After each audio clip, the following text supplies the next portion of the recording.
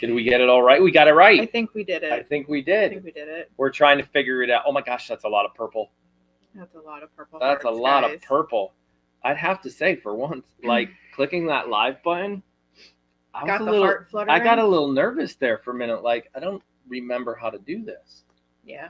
Oh gosh, is that glitchy? Remember, this TV is not the best, and we'll have to wait for everybody to stop with the purple. Stop with the double purple thumbs heart. up. Can you hear us? Can you see us? That's how we started all the time. That's what we need to know. For people that haven't been here, 1 thumbs up. Video is good. 2 thumbs up. Video and audio are good. It looks. Emma already gave us our 2 thumbs like up. Everything. So that thing. Our TV looks like crap, and that's fine because it's super cheap. That person broke the emoji rule. They're all breaking them. I don't know if you've noticed, but we turned that feature off on Nightbot because that person got flagged though. Just so you know, guys, YouTube will stop you. So let's keep the emojis to a minimum, like so we have 5 2 or so. double thumbs ups. Okay. Good. We got lots of double thumbs ups. Yeah. Okay. So welcome everybody. Congratulations on surviving Kidding season 2022. Yeah. Almost didn't. I definitely almost did not. Right. But here we are. Yep, we're here. We made it. Crying, not crying. I had dirt in my eye. Listen, it's going to happen. It's going to happen, but it can't happen in the first 30 seconds. Dude, you push the button and then put your hand on my shoulder, and I almost started crying, like, don't touch me. I'm trying to, like, push it all down right now. Yep, we tried. All right, that is real glitchy. I guess they're fine. That's whatever. Anyway, so I have my box of tissues. Yeah. I have my emotional Where is your tissues? Dogs. Where right are they? Here. Right there. Tissues, Tissues available. Yep. Tissues we on here. that screen are very glitchy. Whatever. But you guys on that screen right there, you guys are fine. Lots of purple. You guys are good. Yeah. So I guess first and foremost, I wanted to take a moment to welcome anybody who hasn't been here before, which I'm sure y'all have been. Well, maybe you haven't been to a Q&A since, if you've just found us like during this Kidding season. If you've never sat on this couch with us in this studio, because it is a studio, right? We took our bedroom, not our bedroom. This is not our bedroom. We took a bedroom in the house and converted it into this area, and I just like to have fun with my buttons here. And, click. Oh, let me see if I can get you a good Piper angle. Here you go. We have so much to talk about. Piper cam, right? And then regular cam. So if you've never been here before, say first time. Not Chris West. And Chris West, we know you've been here before. But yeah, I mean, it's always fun to see, especially since we kind of stopped. YouTube's getting mad at them it even flagged that person for 6 emojis. Yeah, there you go. I'll put them up. Go ahead. Sorry. We haven't really done a Q&A since the start of Kidding season because it all kind of went to hell in a handbag. Quickly. Yeah. So, somebody said Moo was falling. Yeah. And I didn't even try putting. Look at all the firsts. Hello, welcome. I didn't even try putting. Buckle up. Eye makeup on today because I know it's coming right off. It's not waterproof. I hope you guys didn't put your waterproof. Well, if you put makeup on, I hope it's waterproof. Yeah. So here's how today is going to go. We gave ourselves 3 hours. We have to be done by 6 because Winnie and Winston are going to be hungry by then. And if you're new and you're like, wow, 3 hours live on the couch? Yeah, we've done that before. Mm-hmm. It has happened. We've gotten carried away. Sometimes these Q&As get a little silly. This time, no wine. But I am here to provide comic relief in the moment of that. I'm sorry, that's how I deflect when times get tough. Mm-hmm. So I'm prepared. But what we're going to do, we're going to go through the whole season. We're going to start with the very first, go through the whole chronological order. That's what I'm trying to say. Yeah, but you're being that big real good word. At interrupting tonight. We talked about this during family counseling. It's one of my biggest pet peeves. I will stop bothering my wife and let her. Inside joke. She hates it when I call her. It's not inside. Most people. Well, 700 people, about 300 or 400 of them know that when I say my wife, meaning Liz, and I'm sitting right here. I have a name. I do. I'm not a piece of property. No. Anyway. All right, go ahead. Continue. I will stop talking. No. You can talk, just not while my mouth is moving, which could be 3 hours from now. Exactly my point. All right. From the beginning.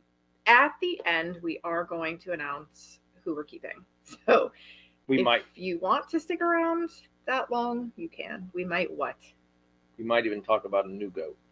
Oh my God! But I don't know. Bring that up right now. No, I'm talking about good and the spring launch. We've got good stuff to talk about. We have plenty of good to talk about. We're just going to hit a couple bumps in the road on the way there. Yep. So watch out for the potholes. Here we go. All right. So kidding season 2022 officially kicked off on February 22nd, and it was quite a race. Now, prior to kidding season, we had done some trifecta taking. No money was put out, although I think Vicky owes maybe. No, I don't think Vicky owes anybody any money because nobody could have guessed this. Yeah. Okay. So, Sadie, in Sadie fashion, was the first goat to deliver on the 22nd. She did end up holding out until day 146. And she had Maddie first. Then Harper actually had Kai second. And then Sadie had Mason third. So never before our first mom was also our second mom. No, our first mom was also our third mom.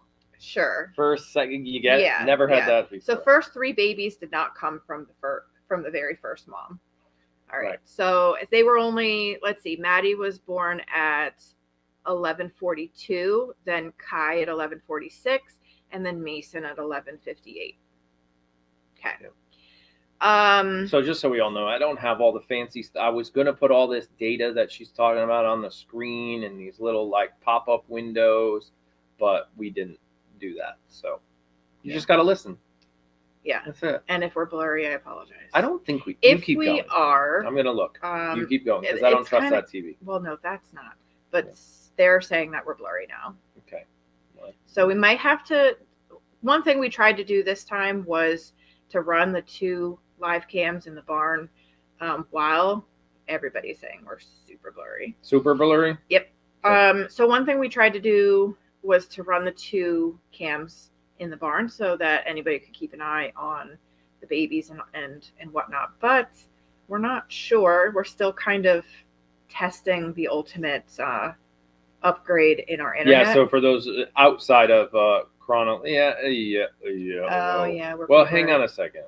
Yeah. It looks like it might be coming and going with the clarity. So let me see if I turn it down. You might have to turn down your setting to like 720. Well, why don't we just turn off one of the cams? Okay, I'll be right back. Can I do it from here? Yeah, I think I can. Hang on. So I'll keep talking while he shuts down one of the... I'm going to shut down another camera. Outdoor or indoor cam. That way we're not running too much. Okay. So then after the same day, it was the same day, guys. So Sadie and Harper delivered that morning, the 22nd in the morning. And then that afternoon, now this is kind of a funny story, but it was a Tuesday. I do remember that much. And Grace was not really that close to delivering. But we had a family therapy session with Jake. It was our very first session. The lady actually comes to the house, and not the lady, she has a name too, but the therapist comes to the house. And this was her very first time meeting us, our first time meeting her. She was doing like intake stuff. I can't believe this is super blurry. Okay, hold on now. Yeah, it looks like most people have changed to 720, and I think things are going. Mine was at 40. I put it to 720. Okay. Yeah, not sure what's going on. You know what? Let's do this. Okay. It says it was getting a lot better, but now it's getting blurry. All we need to do is hear you. Oh gosh. Okay, it's stressing me out. It's looking okay here. I mean, it's let me see. I'm gonna wave my hand and wait for that 20 seconds to go by. and see how it looks here. And my phone is running completely cellular, off our network completely, and that looks fine. It looks okay. Okay. Yeah. All right. So I mean, 720 is good. Yeah, sound is perfect though. 720. Yeah, we should be good now. We should be fine. I killed one of the other cameras. It's down. So, yeah. Yeah, there might be a little bit of a blur, but at least it's not all pixelated and everything. It looks okay. All right. Well, I'm gonna get off Wi-Fi. Yeah. Let's see if that helps. Yeah. Or not. Okay. In any case, this room needs an update. Yeah. Okay. Yeah. I don't like that. Okay. But, no, it's okay. Yeah, a lot of people. Pictures fine, Perfect fine, here. perfect, Okay. perfect, good. Yeah. Go. All right. So while we're sitting in our very first family therapy session, Grace decides to start pushing, and she's not even in a pen. Yes. So Angie was down in the lotion room doing something. Packing orders, probably. Packing orders. And then you and I, with the rest of the family, sitting at the dining room table at family therapy. And we see my phone's on silent, by the way. So everybody who was trying to text me, I apologize. I wasn't ignoring you, but we were in a meeting. Yeah. And then I don't know what got our attention. I think it was actually Grace was chatting like over and over and over again. And we're like, what is going on? And we look and we see hooves. Yeah. And I'm like, oh my God. So we run out and we throw up like the FEMA trailers into the corner of Gen Pop, and Grace literally had her baby. No time to spare. No, we didn't even secure the fencing at all. Nope. And surprise, she gave birth to a solid brown baby, and we're not really sure, like, how did that happen? She's a Toggenburg, by the way. She's a purebred Tog with no white, which is rare, but can happen. She's supposed to have, like, your traditional Swiss white markings, and she has none of that. So we did a little research. It definitely has happened, but it's not common at all. It's a recessive gene that both mom and dad have to carry in order for it to be visible, in the offspring. And it would make sense that Moose carries it, gave it to Grace because Moose is actually Grace's dad.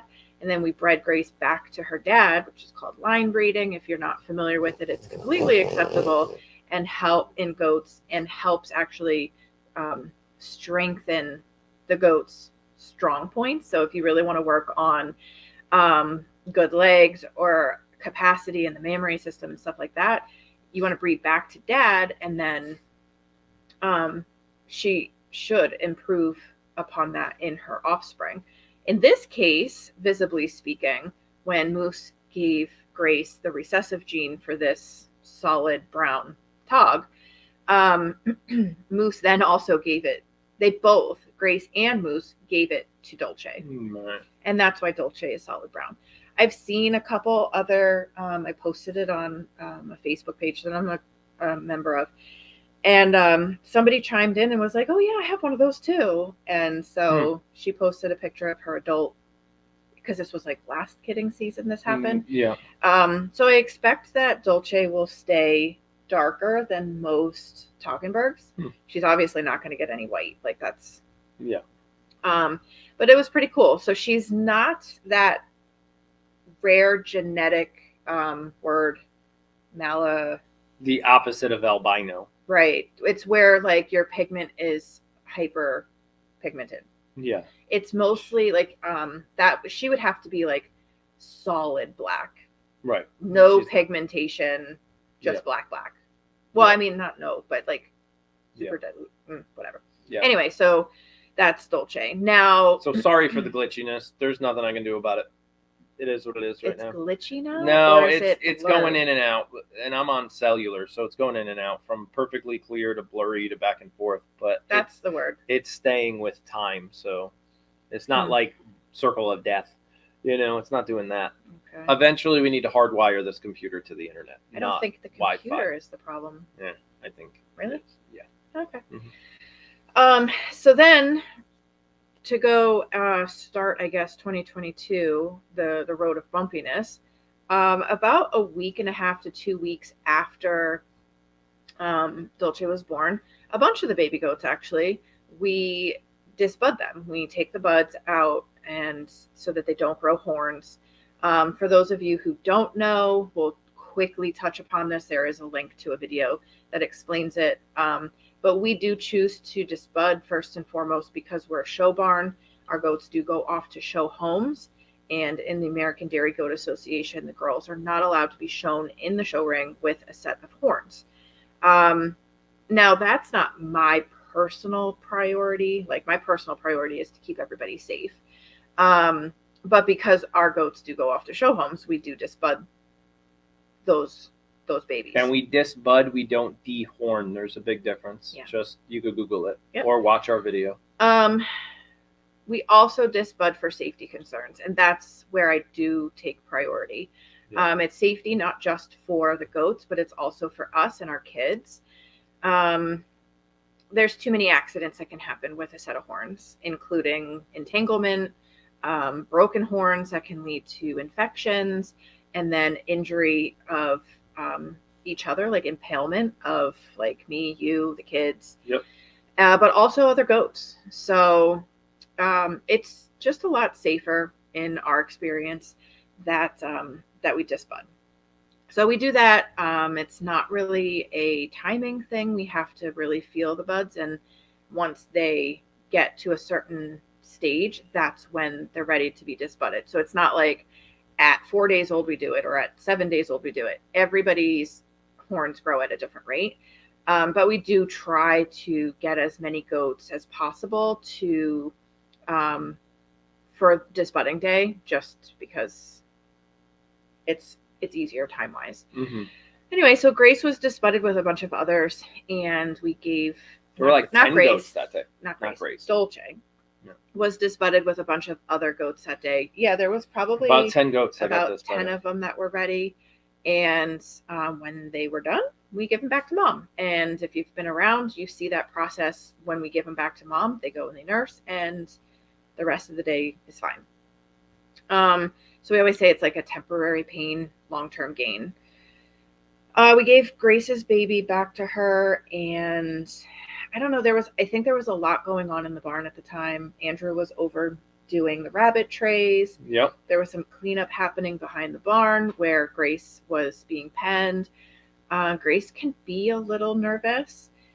And I did notice that she was really chatty for the rest of the day, but I didn't really dig into it. Like I said, there was a lot going on, so she could have just been interested in what was going on in the barn.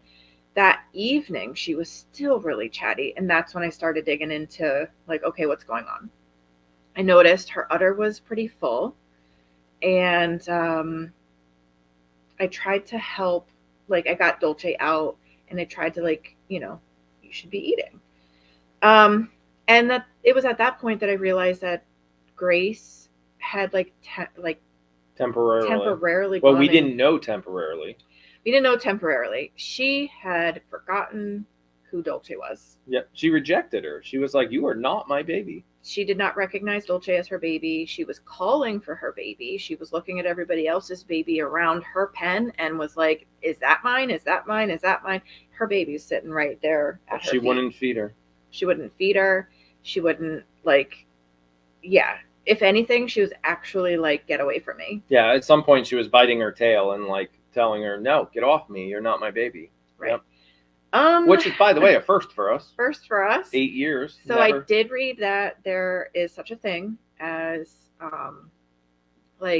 rejection after disbudding, because the moms don't like the smell of the disbudding area. It does definitely have a smell. We put little a spray Band-Aid on the disbudding area just to block out any kind of infection, even though it's cauterized. It's just so... It's called silver coat. It's a silver spray. It's a silver spray. Yeah. But yeah, so I read online and they were like, yeah, so you have to trick the mom into remembering her baby. And one of the, I guess, most powerful fragrances they said to use was vanilla. So we got some vanilla extract. We rubbed it all over Dolce's butt and her head and Mom's nose. And then waited.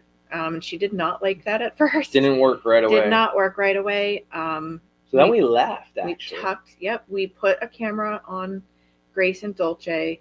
We monitored her throughout the night. And I said we left the barn around 10. We left the barn around 10 o'clock at night. And I think the first time I saw Grace actually allow Dolce to nurse was around like 1 or 2 in the morning. We did have to make sure that Grace was comfortable, so we did milk her out a little bit. We did have to, yeah. But then it was fine. After that, like, it was fine. But even to this day, Dolce still smells like vanilla. Yep. So if you ever hear us call her Vanilla Dolce, that's where that came from, because she still smells like half a bottle of vanilla extract everywhere. I don't do anything small. No, so she's like, I'm like, whoa, pouring this vanilla. I was like, I don't care how much it costs. Like, it was just it was stinky. I mean, good stinky, but she smells like cookies. Yeah. So if you come for goat snuggles, and she still smells like cookies. She smells like cookies. You know why? That's why it's Vanilla Dolce. All right, so that was it for Grace. Charlotte was next. And she was okay. We went from 3 that day to the 22nd, and then bright and early in the morning on the 23rd, Charlotte gave birth to Fern and Wilbur.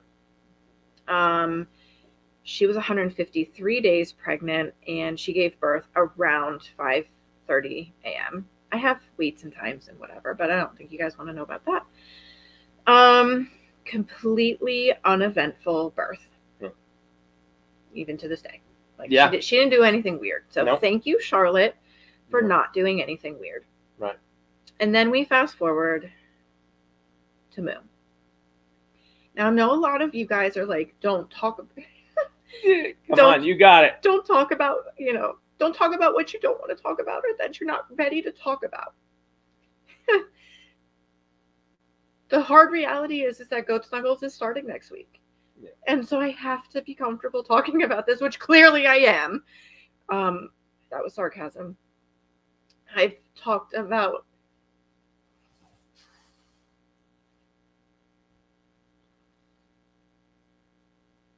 I could pull us off screen at any time if you need me to. I've talked about Moo almost every single day since she passed. Not almost, like literally every single day.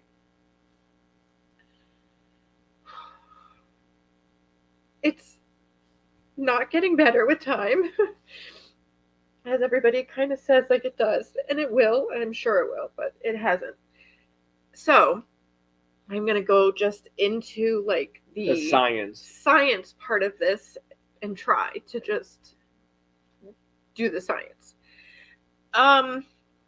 Okay, so the night Moo ended up delivering, you can go back even farther if you want. Oh yeah. A week before Moo's delivery date, Moo came down with some diarrhea.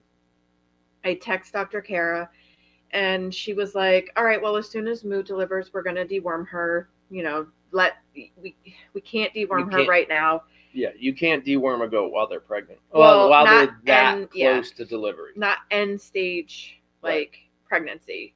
We have to let her deliver. One thing that we all know about pregnancy, whether that's humans, goats, horses, cows, whatever, the end of pregnancy is you are the most vulnerable and compromised. Your body is so compromised, and you're asking your body to do a lot at the end of pregnancy. So we don't want to stress the system out by deworming. Deworming is a poison, first and foremost. You're trying to kill the parasite without killing the host. So let's talk about worms for a second. Correct me if I'm wrong. When goats or your dogs or anybody has worms, it's kind of like leeches. They are inside your body. sucking on the inside of your body, and when the leech lets go, you bleed A little bit, yeah. So times thousands, microscopic little tiny worms, times thousands. So when you deworm a goat, they basically start to internally bleed. A little bit. The question is, are you killing the parasite, the worm, or are you going to kill the host, meaning the goat? So there's always this fine balance in deworming anything you deworm. So that's kind of how the science works. Yeah. And I just, for those who aren't familiar with goats, worms are the most deadly things to goats. Did I say that right? Yeah, worms. You said it. Yeah, worms are the number one killer in goats. Parasites, just like heart attacks are the number one in humans. Parasites in goats can be devastating. All right, so it was about a week, maybe week and a half before Moo's due date that she came down with the diarrhea. We thought maybe it could have been new hay. Something came in on the hay, gave her diarrhea. It cleared up. So I wasn't too super worried about it. We were just going to deworm after a couple of days after she had the babies, and we would be good to go.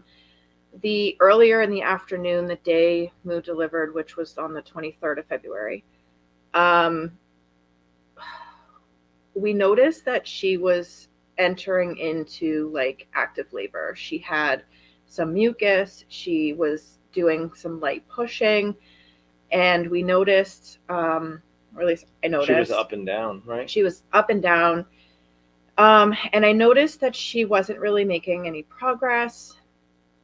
And there was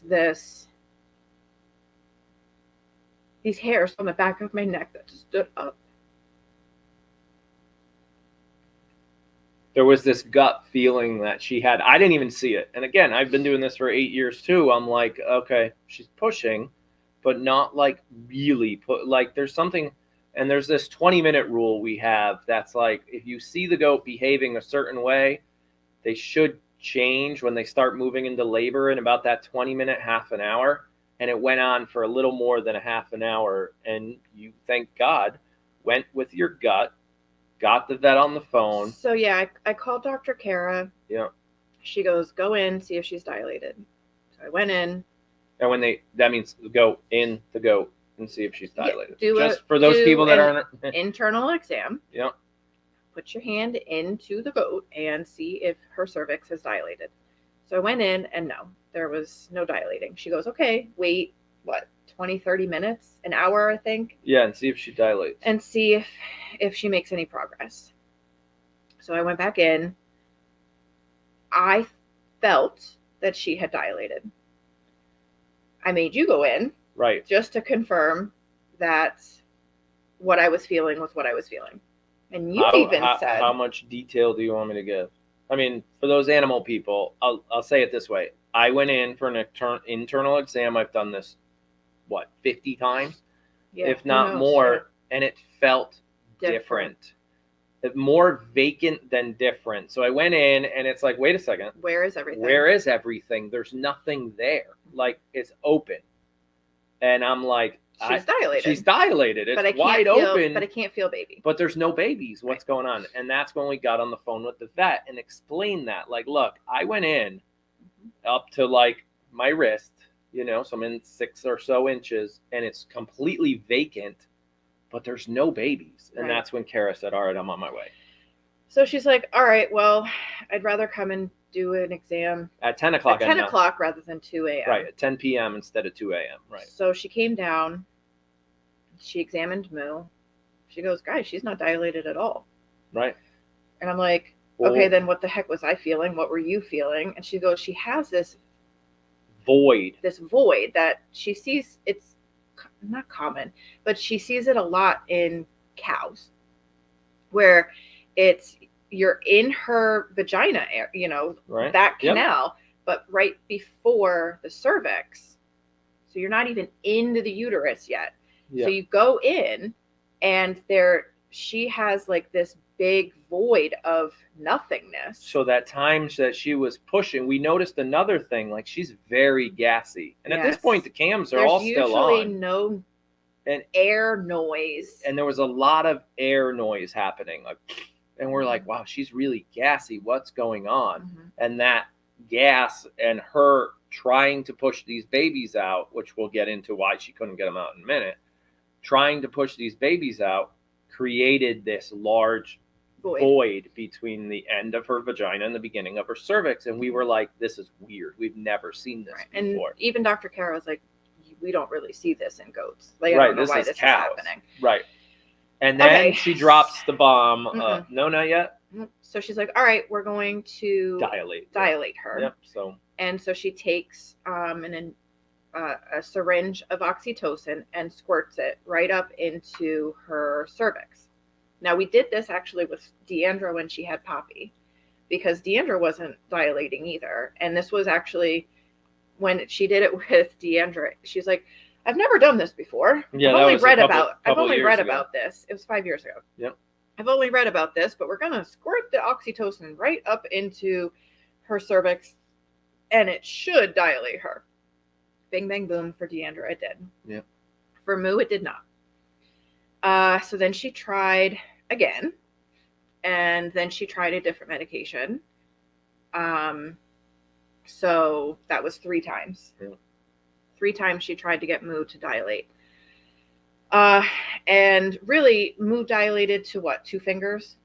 It was not enough to go in. Yeah, by this time, cams are off. We've shut off cams at this point. Once Dr. Kara shows up, we tried to protect you. I'm going to lose it now. It's okay. We try to protect you guys from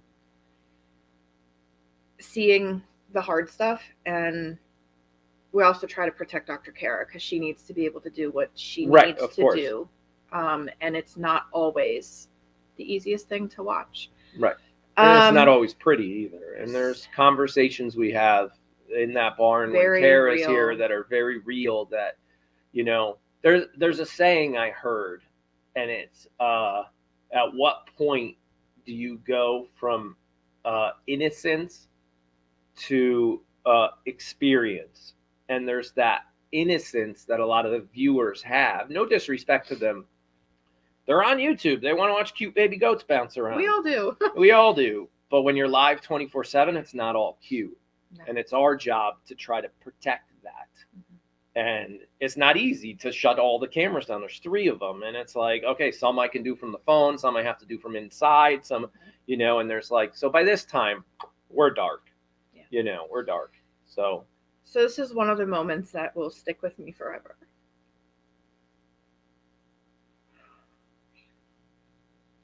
I'm trying to know where you here. I'll go to the Piper cam so we can just change for a minute. It's fine. Okay. I'm holding Moo. I'm holding her at her head. Angie's at her head with me. Yeah. Kara's doing the exam from the back. Oh yeah. Yeah. This was, multiple attempts to dilate Moo. By this time, Jenna showed up because the cams are dark. That's how awesome our friends are. They're like, whoa, cams are dark. Something's wrong. I'm just going over. Yeah. It was that point that Kara says, all right, we have to do a C-section. Mm-hmm.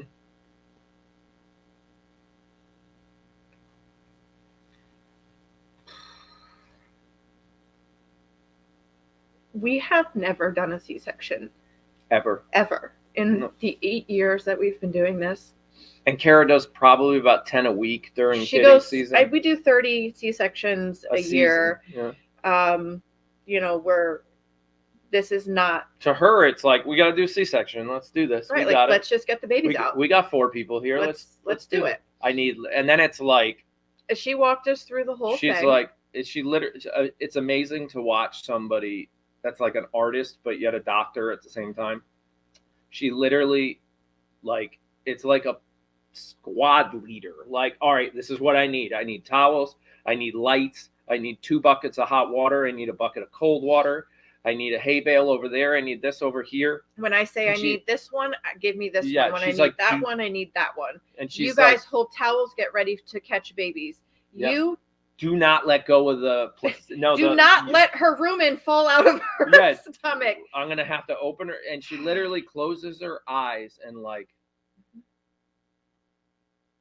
Yeah. Okay, I'm ready. Let's go. Let's do this. And she's like, when I give you the uterus, do not let it go. So don't let her rumen fall out. Aaron, don't let this goat sit down. Liz and Angie, catch babies. Don't stop. When I hand you a baby, don't stop rubbing that baby until I say you can stop rubbing that baby. Like it was intense. I don't care if it looks dead. Don't stop rubbing the baby. She literally yelled at us all to stop crying at one point. No, I was rubbing a baby and she was like, Liz, stop crying. And I was like, for the first time that night, I wasn't even crying. I was like, Kara, I'm not crying.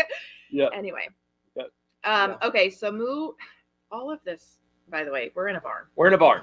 It's not really a sterile environment. Moo's standing on the milk stand. Which I didn't know, by the way, that goats do their C-sections awake and standing up. She has local anesthesia. Local anesthesia right at the incision site. Jenna was right at Moo's head. Yep, Jenna. You were standing behind Moo on the other side. Yep. Providing like light and like whatever Kara needs. Whatever she needed. Yeah. I was more of I didn't have a job until I was told I had a job. Everybody else was assigned something, but I was like, we need this now. You don't have anything to do, so now you have to do this. Yeah. So Kara makes the incision. I know a lot of people were asking why was the if lunch is on the left and babies and Rugrats are on the right, why was the incision on the left? Yeah. I still don't have the answer for you. That's just how it's done. Every C-section, not just Moo's. So she does the incision. She takes one look at the uterus, and she goes, "Of course, the babies are in the right horn." So the uterus has two horns, right? Mm-hmm. For those that don't know, right? You've got I don't know what the beginning part is, and then the uterus splits off. Humans, same thing, right? Uterus has two horns. Yes. Yeah.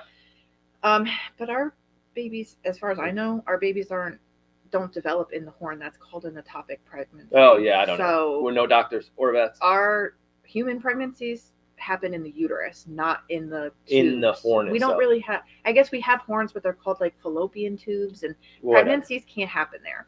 Anyway, so she goes in. When she walked us through it, she was like, "I'm going to take the uterus out of Moo, take the babies out." And Jenna, you're going to hold the uterus. I'm going to hold the uterus. I'm going to open it up, and we're going to pull babies out. Like, that's what we're going to do. I do this all the time. Let's go. Yep. There's no babies in the left horn of the uterus. She takes one look at the right horn of the uterus, and she goes, shit. Yeah. Like 4 times she said that word. And I'm literally standing there trying not to lose my shit. I got my freaking rocks that are supposed to keep me calm and grounded and whatever, and they're not working. Angie and I are trying not to cry because we're too emotionally invested.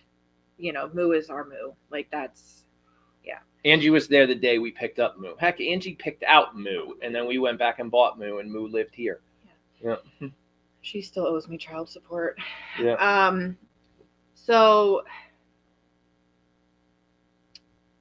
there was a glimpse. Hold on, I'm sorry. trying. Okay, she's looking at this uterus, and she's thinking that because it is so big and gnarly looking, that there are a bunch of dead babies inside.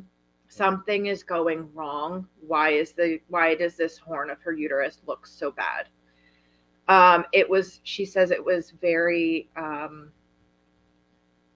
brittle. Very volatile.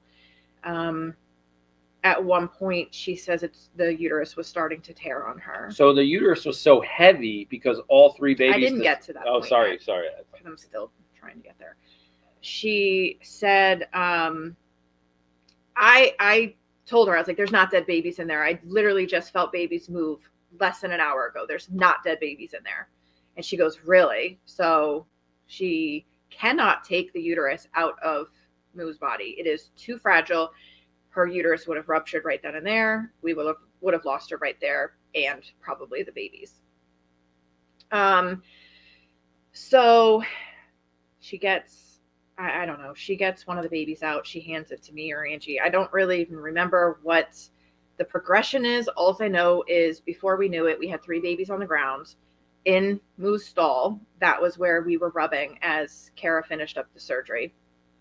I think it was Winston, then Winnie, then Blue.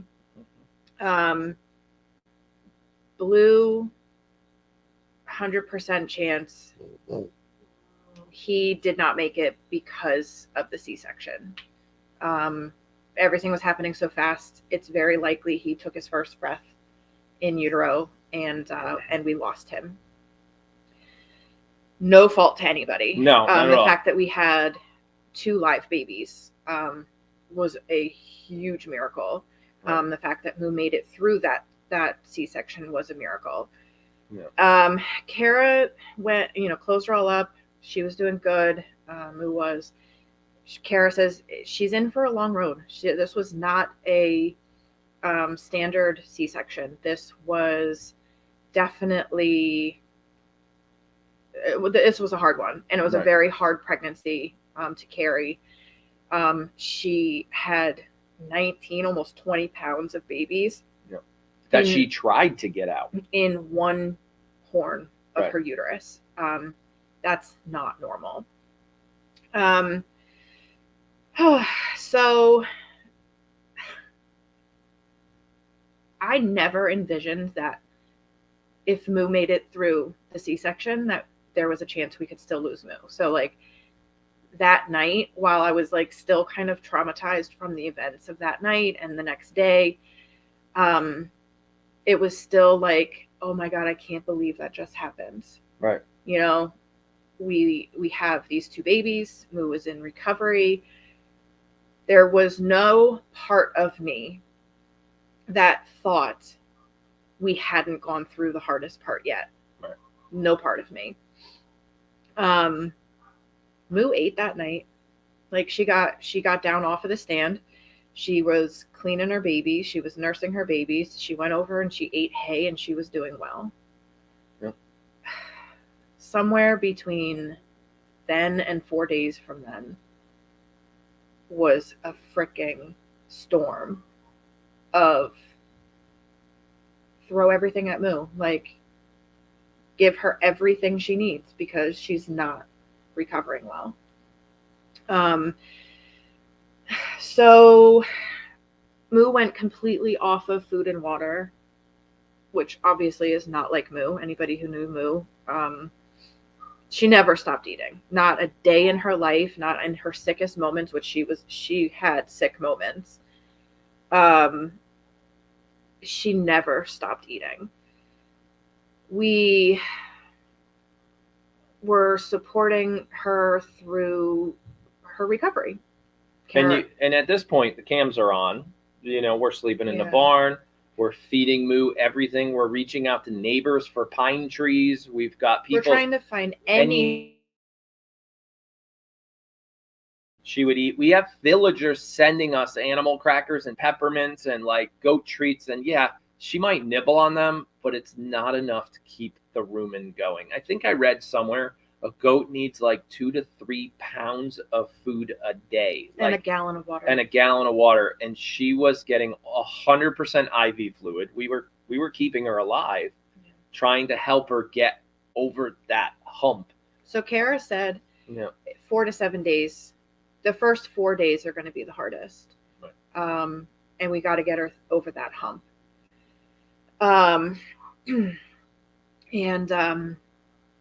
We were doing. Kara came to the farm. I feel like every day. She came by just to check on her once. Yeah. Drop off more fluids.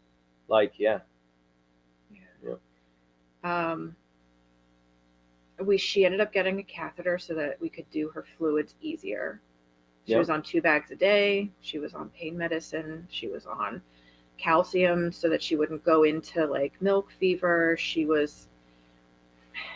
For those people that are right, by this point, we were getting like 100 questions a day from the audience. And yeah, some people came up with some ideas that we never thought about.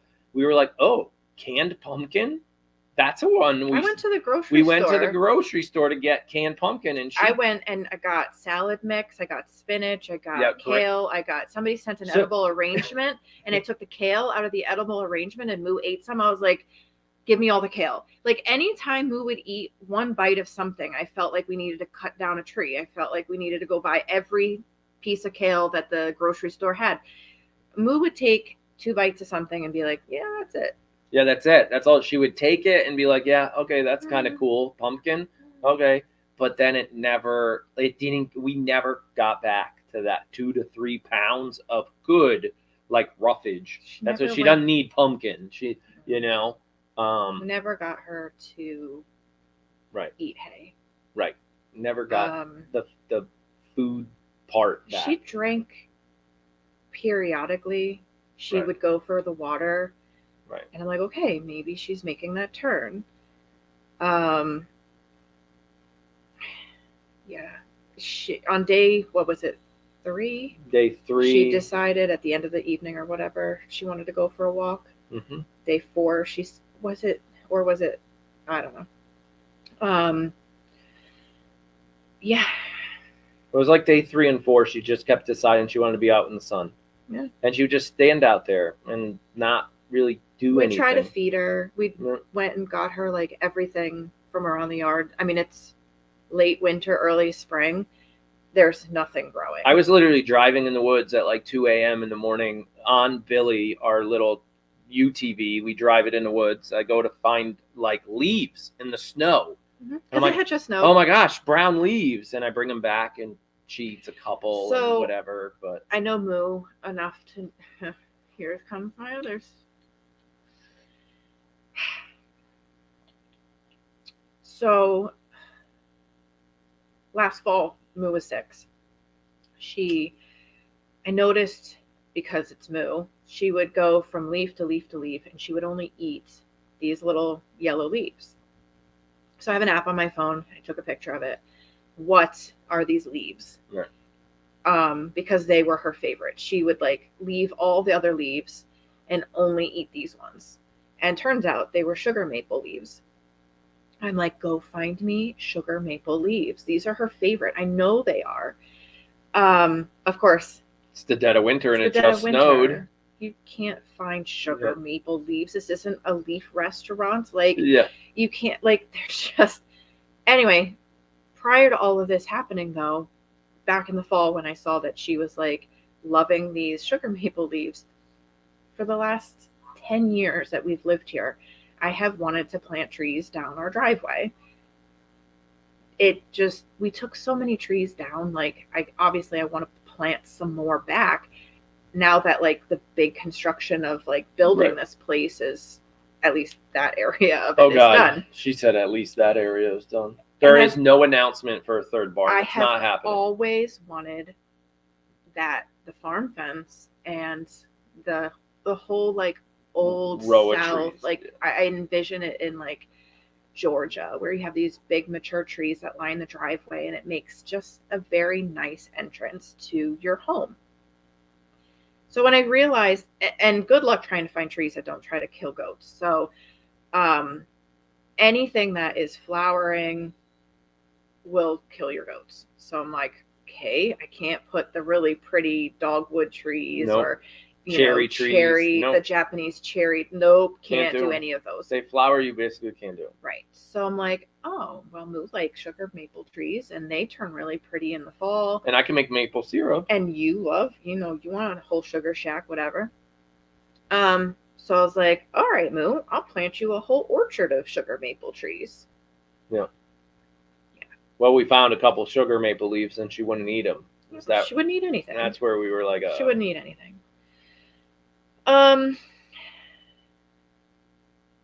So yeah, she wouldn't eat anything. So then that night.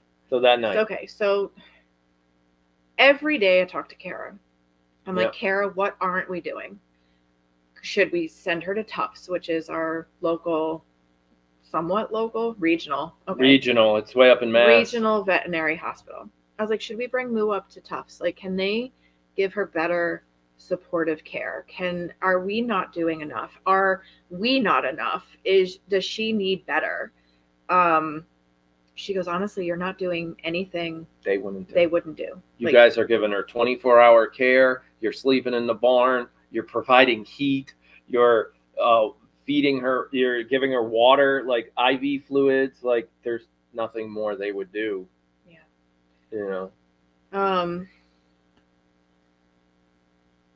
Do you want me to continue? No. Okay. So that night, our job was to... Actually, I have more. Okay, go ahead. So before that, we're on to like night 3 going into 4, I want to say, whatever it is. And for those of you that have been watching, I was sleeping in the pen with Moo. Mm-hmm. So if we rewind about 6 months... And it was cold, by the way. Oh, yeah. There was one night I woke up with, I think, frostbite on my feet. It was bad. I was like, oh my gosh, I can't even get up. Like my toes are numb. Like it was 18 degrees out. I'm sleeping in there with a cheap Walmart sleeping bag, like, and a blanket. Like it was probably not the smartest move, but it was what needed to be done. Mm-hmm. And if you haven't been following us for that long, or you just came in during season, what was it, midsummer that I got that cyst on my neck? Yeah. So I was laying in the living room. Fast forward way back last summer, I was laying in the living room and I was like doing a sit up, and I stressed out my neck, and the cyst popped out. We didn't know what it was. Gosh, I thought it was like a blood clot. It was huge. It was right near his. It's right near my neck. Vein, it freaked us out. We ran to the hospital, and the doctor was like, "Yeah, it's a cyst. We're gonna pop it. We're gonna drain it." And then they squeezed it, and it literally disappeared. It popped internally. They could remove it. But it scared us, right? Mm-hmm. When I was sleeping with Moo, for those of you that remember, Moo started putting her head on me. And pushing. And pushing. And she was kicking you out of her stall. She was kicking me out of her stall, and to the point where her and I were going back and forth, and it popped in again. It was so painful. I was trying to hide it. Meanwhile, hundreds of people I've got hundreds of people watching me headbutt this goat. I mean, we're not headbutting. No, you guys are just... But she hurt me, and I was in pain, and I was like, oh my God, it's back. I'm like, I can't sleep in here. For those of you that watched, I got out and decided to sleep in my chair outside the stall. Mm-hmm. Because she was kicking me out. She was like, I don't want you in here. Yeah. And then that night, I thought she was calling out for her. I heard her making noise. It was the next night. So I actually woke up to that. We made it through that night. One more day of that was the day where she spent all day outside. Yeah. And I was going around picking up IV fluids from other farmers were supporting us with IV fluids. Yeah. Yeah, so the night before Moo passed, the big question I was getting to kind of was like, are we doing too much? Should we just let her be? Or should we be doing more? You know, she goes, Dr. Kara, you know, she goes, I hope you guys know, like, I am losing sleep over this goat too. Like, I wake up, I lay in bed, I wake up in bed, I think about what else can we do to help her? Should we do this? If we do this, it could kill her. If we don't do this, it could kill her. Every move was calculated by Dr. Kara. And Dr. Kara's like, do you realize on every other farm that she would have been put down already? Like, you guys are doing, like... She knows that that's not the answer for us. Right. Like, you guys are doing everything. Yeah. Like, this is... like, and she goes like, yeah. So there was a moment in Moo's recovery where I feel like if I could go back, I would say, don't do that. Let's wait. Mm-hmm. Just don't do it. Don't do it. And this is where you can get caught up in that circle of shoulda, woulda, coulda.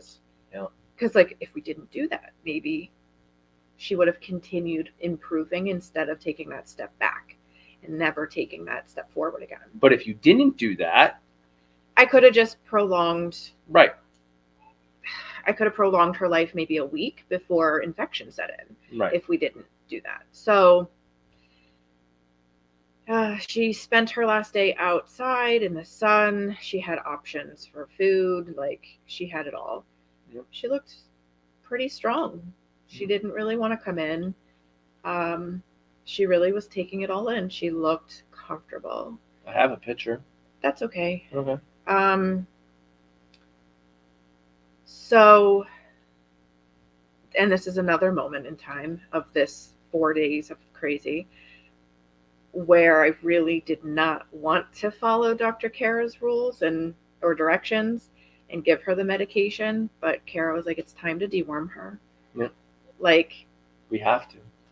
The stress of the C-section is catching up to her. The worms are winning. Yep. And we need to deworm her. Otherwise, she will die. So she's either going to, You're stuck. I was explaining it to my dad. You're stuck. It's just like you're dealing with an elderly grandparent, and you're like, okay, we can do this, and they'll die tomorrow, or we can do this, and they'll die in 3 weeks. What do you do? Yeah. Like, what decision do you have? Right. Well, you have to shoot for that hope of 1%. You're right. If this works, they'll either make it or they'll die tomorrow. That's option one. Mm-hmm. Or don't do that, and they're just going to die in a week or two because you did nothing, and the parasite's going to win or whatever. So you're stuck with this double-edged sword, 2% chance of survival decision. You go with the 2%. Yeah. Well, I mean, we didn't know it was 2%. Well, yeah, but I had this like, okay, I'm going to deworm her, and I hope I don't kill her. And so I was asking all the questions. I was like, I went up to Dr. Kara's. I picked up the medication. I brought it home. I'm sick to my stomach. I don't want to give it to her. And I'm asking Kara like 100 different ways of like, should we wait? Should we, like, are you sure? Do you think she's really strong enough? Like, at what point are we going to know that, she's like, if this were my goat, I would give it to her. Yeah. I'm like, all right. I still regret giving it to her. You couldn't even give it to her. I had to do it. But it was the decision we had to do. We had to deworm her. So we dewormed her that night. Overnight, then nobody slept for those 4 days. But right. Overnight, I was up watching her, trying to catch some sleep. And I heard her moo. Yeah. And this goes back to where I try to protect the village. I wish I killed the cameras off earlier. She was crying I was sleeping in my chair and dozed off I never really slept well in that chair, but I dozed off for an hour or so, and I heard her, and her head was in the barrel talking to Winnie and Winston, right? Mm-hmm. Did I get those names right? I called him Wilbur once, and no, you called him Wilson, and it stuck for like a little while. And every once in a while, I'll still call him Wilson. It's not Wilson, Winnie and Winston. So I caught her talking to them, and I'm like, oh, she's talking to them, okay. And then 20 minutes later, I hear her make noise again, and I'm like, is she talking? I'm like half in and out again. 4 days, no sleep, barely eating. Freezing, whatever, and then that's when you called me on the phone. I'm like, take her temperature now. Like, take her temperature now. And cut the cams. And kill the cams. Like, it's not like we got to shut them down. Like, so yeah. I knew what that sound meant, and it was not good. Right. So then we took her temperature, and goats are supposed to be 103. So they're supposed to be between 101.5 and 102.5. Keeping moo's temperature up was always a little bit of a challenge. And you told me her temperature was 102. Yeah. I'm like, okay. This is where we go back to it was my fault. Yeah. I played that game for a couple days. You can't do that, people. Nobody can. You can't. So I told her it's 102.2, which did trigger to me like, wait a second. That's the exact same temperature she was yesterday. 102.2. And you said something. I can't remember what you said. I took her temperature. I told you that's what it was, but the cams are already off now. So I don't know. And you're like, I'm coming out. Yeah, I was coming out. Because I even said, I'm like, look, she don't look good. Right. Like there's something going on. So I don't know what prompted me to take her temperature again. Well, I was taking her temperature every like 2 hours or every 3 hours. Yeah. So then I don't know. I took her temperature again. She felt cold to me. She didn't seem right. Took her temperature again. No, we had already called Dr. Kara. We already called her. Yeah. We'd already called Kara. She was like, all right, I'm on my way down. Let's get ready for a blood transfusion. It's our last hope. It's like the last thing that we can do. She goes, get ready. Does she have any related offspring on the farm? I'm like, yeah, we have Roman. She goes, make sure his eyelids are as beautiful as they can be and get him into the barn. So I ran over to House of Pie. We went over to House of Pie. We set up stall 4. Roman was there. He was a beautiful drama queen, super the pink, whole time, getting ready for a blood transfusion. Yep. I took her temperature. Kara's already here, or just about here in the car. Kara is in the car, and I took her temperature, and I noticed it was 98, 96. 96. Yeah. We had just lost Poppy the week before, and there was no saving Poppy. We knew that. Once Poppy started going downhill, we knew, okay, let's get Kara out here and let's give Poppy the most peaceful and respectful passing. Because I know there's a lot of new people there. You're like, why are we talking about Poppy? Who's Poppy? Poppy was a special needs goat here. She was 5 years old. She was always special. Special in that, like, she had like an autoimmune disorder. And she was always very sickly. So when it was Poppy's time, we knew no heroic measures, just get Kara here and help her pass. Yeah. And so when Kara got here for Poppy, her temperature was 96. And she was like, guys, she's going. So we did the respectful thing and we helped Poppy cross. So when I took Moo's temperature and saw that it was 96, I called Kara. We were like, this is where I lost hope. Like I lost it. Moo's passing, like Moo's growing. Kara,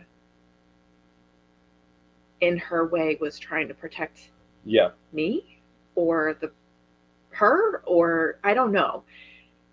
If I had told her any other goat's temperature was 96 degrees, she would have said, like, we're going to have to put her down. Like, she's already going. I don't think she's too far gone. And she goes, that's okay. She goes to me, that's okay. I'll be there soon. I'm right around the corner. We were okay. But she was like, there was no waiver. She was like, nope, that's fine. It's all part of the process. We're going to do it. It's fine. Yeah, she tried. Yeah. So I'm with Moo. I never left Moo's side. I'm laying with her. I'm with Kara and Roman, right? Her head is on. I'm like kind of like this. No, she was more curled this way. Her head was here. I was holding her, like, so I'm eye to eye with her. Selfishly, I asked her to keep fighting, even though I could see it in her face that she was done fighting. But I was like, but Kara's here, and we could do the transfusion, and maybe it'll give you some strength and some time to get better. And you can hear Roman. He's here. Oh my God, could you hear Roman? He was screaming like crazy. The whole neighborhood. The whole neighborhood heard him. I was like, you just hold on because Dr. Kara's literally right here. Kara walks in. It's going to get fuzzy because it all kind of happened so fast. But Kara got here, took a look at Moo. I don't know. She didn't even do really an exam. We were prepping for the blood transfusion. We were prepping for the blood transfusion, the type and cross part of a blood transfusion. She took a little blood. You have to make sure that everything's going to work. And if things go wrong during the blood transfusion. She has like the anaphylactic medicine and all that. So she took a little bit of blood from Moo. Yep. Went to go do the testing.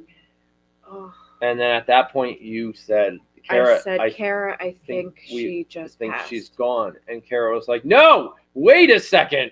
And grabbed something else out of her Superman bag. And she was like, no, Moo. And tried to get Moo back with like some epinephrine or something. And she listened to her heart. She wasn't breathing, but her heart was still going. And so she tried. She tried to, get Moo back. And then she was gone. Mm-hmm. We never got to the blood transfusion. But I also never stopped holding. Right. There was a bunch of F words, and there was like, and then Kara went down the shoulda, woulda, coulda road. Like, should we have to, maybe we shouldn't have dewormed her. And now she's all pissed off. And she goes to the whole, at that point, she goes to the, we're checking everybody in the barn. She wanted to deflect at that point and just start like, let's look at every other goat now and see if there's anybody else we need to worry about, because we still had more pregnant at that time.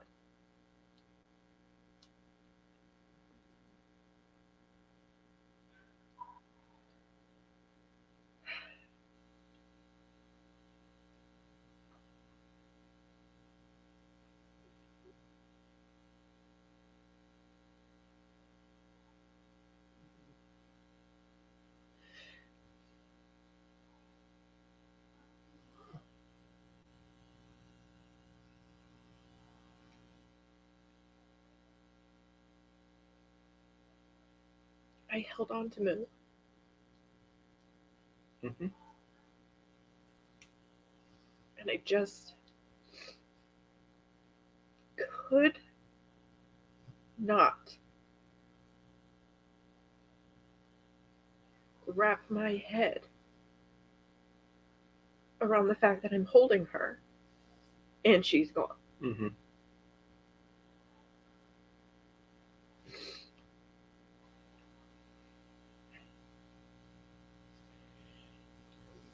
Not on purpose, but things happen, right? Winnie and Winston come out of their barrel. Yeah. And essentially said bye to their mom. Just like baby goats do. They jumped all over her. But they smelled her. Yeah. They did not.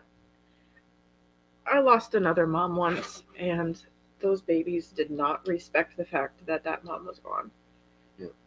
And they just jumped on her like, I don't know. I thought it was disrespectful, but they don't know anything. So, but Winnie and Winston jumped on their mom, smelled her, and knew. Like, they knew. To your point, Kara was like, this isn't happening. This isn't happening.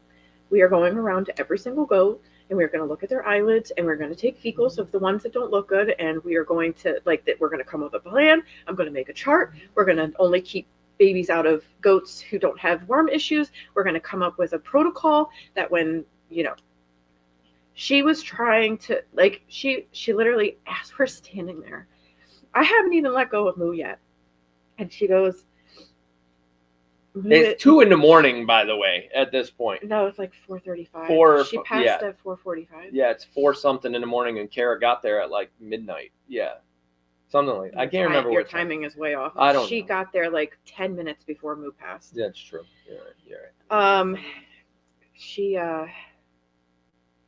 She's like, Moo's not just one of my clients. You guys aren't just one of my clients. Like, I lose sleep over Moo. I think of what did I miss? What did I not do? And I was like, oh, I'm sitting here and doing the same thing, and I don't have the medical degree. Right. And, I'm almost like, Kara, this is why it's called practicing medicine and not, have all the right answers type of thing. So yeah, this is the ultimate plan. It's like, we're going to make a chart and we're going to have a sit down and anyway, so now you're stuck with, so let's talk about it from a different angle. Mm-hmm. You're grieving, sort of. You haven't even started grieving yet because you're in the, mm-hmm. Oh shit, I can't believe this just happened, I'm pissed off phase. Completely numb. And cannot feel my face, my body. I am looking in on my life from up here. I'm not even in my body right now. Kara's talking and she want. Right. And I'm just like, sure. Yeah. Let's go look at everybody's eyelids right now. And yeah, sure. Let's take fecals. I don't care. I don't care about anything right now. I'm still trying to get what the just happened.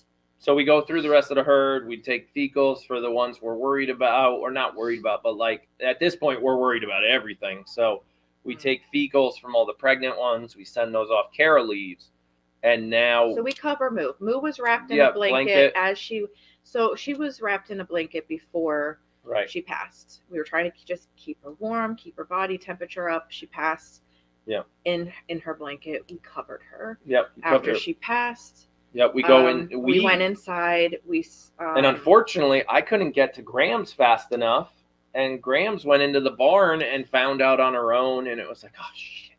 I was like trying to protect the community, trying to protect everyone.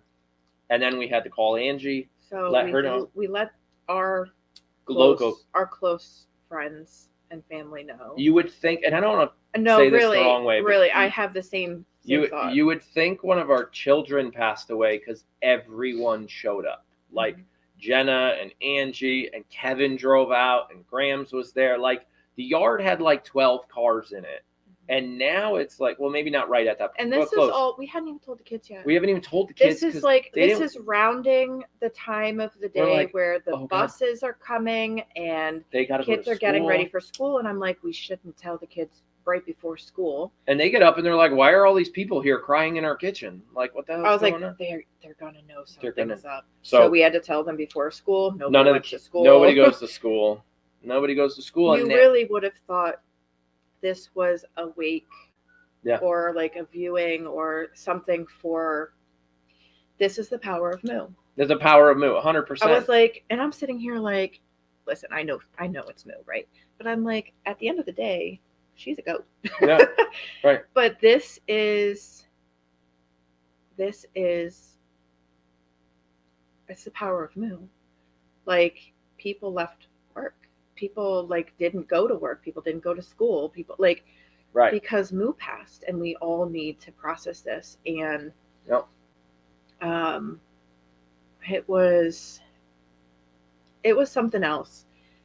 The amount of support, and not just for me or you. It was for Angie. It was for Jenna. It was for my mom. It was for our kids. It was for all of us. And we were all there for each other because as grief goes, it comes in waves. So while I feel okay in that moment, Angie's over there losing her shit. Like, and I'm consoling her. And she's like, it wasn't even my goat. And I'm over here. You're consoling me. I should be consoling you. I was like, yeah, but I'm going to lose my shit in a couple minutes. And then you're going to be there for me. But the power of Moo. I mean, Angie said something as we were like saying our goodbyes to Moo and everything, and she's, breaking down whatnot. She goes, I feel like we are better friends because of Moo. She brought us together. I never heard that one. Jeez. You were getting the tractor? No, so that's where I was going. Logistically, it's winter. You can't dig a hole in the winter, and we're like, you can't call the coroner. That's not how it works on a farm. And we're like, what are we gonna do? And we're like, Moo stays in the barn. Like, let's leave her in the barn. I was like, I know where some thawed ground is. Right underneath the heating pad, like the composting bedding. So we quickly so you just dealt with this. Kara just left. You just told the kids, and now we're like, we got to dig a hole. Where do we put So now we had to move all the hay out of the barn, come in, basically do a quick little level muck out, and dig the hole. Now it's perpendicular to the hay feeder, guys, because the way the tractor works. So you got the big hay feeder, and we basically reached under the big hay feeder, dug a beautiful hole. Moo. It was the best hole we've ever dug because 10 years. No rocks, because we got rid of all the rocks when we built the barn, and we wrapped Moo in her pool and put her in the hole and threw a whole bucket of peppermints and animal crackers and everything. All of her favorite things in there. So Moo is right where she wants to be, under the hay feeder with a boatload of actually those snacks are gone by now. She ate them all. They were only going to last her like an hour. So now you get through all that, and I'd give it all back. I'd give double of it back, triple to get Moo back. We now are sitting on more orders from the website than we had during Black Friday. So it's like, oh shit. Like, this is where where it's like, we got to get these out. Like, I can't let them sit for a week or two. So Kevin and Rob jump in. I tried. You tried. I tried. I cried after reading some people's notes. Kevin started reading the notes to me at the bottom of the orders. I'm like, stop reading them. I'm like, stop. I can't make it through them. And we packed hundreds more orders in 3 days after that than we did during Black Friday, which is amazing. Thank you all. But it was like, you're dealing with Black Friday level on the website, emotional, like, roller coaster, a logistical problem because you don't know where to bury this goat, and your kids can't make it through it. Tyler stayed home for 4 days. Mm-hmm. Yeah. Jake went to school and came home. He tried to be strong, but he got to school and was like, I need to be with my family. Yeah. Okay, losing Moo was super hard because you lost, like, your best friend. But then you also lost, like, a piece of you. Yeah. But not, like, in the sense of, like, oh, you took a piece of my heart. She took a piece of, like, who I am as a person who runs this business. Yeah. There's things that she and I could do together. Right. It's almost like, and it might sound funny, it might sound weird, it might sound different. Like, and no disrespect to anybody in this audience that sent a card. Thank you all. We have hundreds of them. But the word pet was like, oh my God, she wasn't a pet. Like, she was, it was like, I've lost a pet before to her. Like, no. Moo was not just a pet. She was a business partner. She was a member of that. Like, there was just so much there. Something that sticks with me, and it'll stick with me forever. While we were supporting Moo, I'm not going to call out who said it, but I know who said it too. Somebody in chat, I didn't read a lot of chat, but some of what I did read has stuck. But somebody in chat had said, I wish I had somebody in my life that looked at me the way Moo looks at Liz.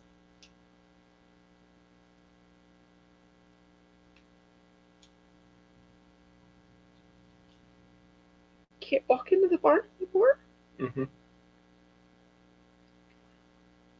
What are some of my first words in the morning? Open the door. Hey, Moo. Right. Morning, Moo.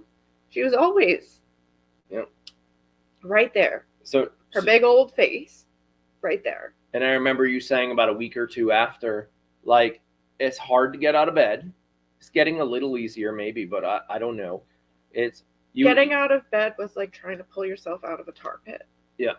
And then getting out of the kitchen to go to the barn was worse.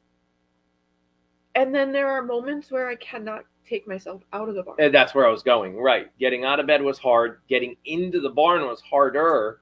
But then leaving the barn is like sometimes the hardest part.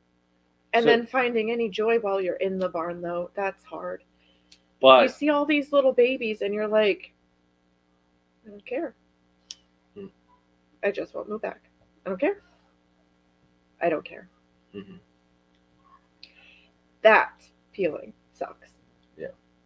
Because they don't deserve that. No. They didn't do that. They didn't do anything. But that's where my heart is. Like, I just want Moo back. I'll do anything to just get Moo back. And that hurts because I'm sitting here looking at Moo's babies. The only piece I have left of her. Mm-hmm. And I should be so thankful that I have them. But I'm like, I just want your mom. Mm-hmm. It's awful. It's a horrible feeling. Now that is changing slowly. You actually got one message from somebody. Thanks to sweet little Winnie, who's like determined.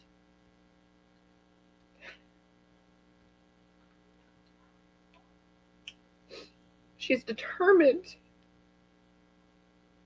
to heal that heart that her mother broke. She trying.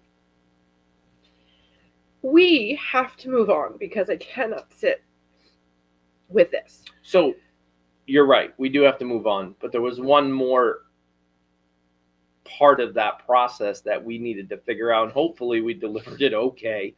We're sitting here in the kitchen. Like, we've got thousands of people sitting on a dark screen that still don't know Moo's gone. And there's this, I don't want to say argument, but there's this conversation going on between not just the two of us. Angie's involved now. Your mom's kind of giving some ideas. Like, we're all like, it's like we're planning a funeral for 30,000 people now. And we're like, we have to tell them. Yeah. How? And you're like, right now, I don't care. I have to deal with this. And I'm like, yeah, but we can't stay dark for 4 days. That's just going to make it hurt more for them. We have to do something.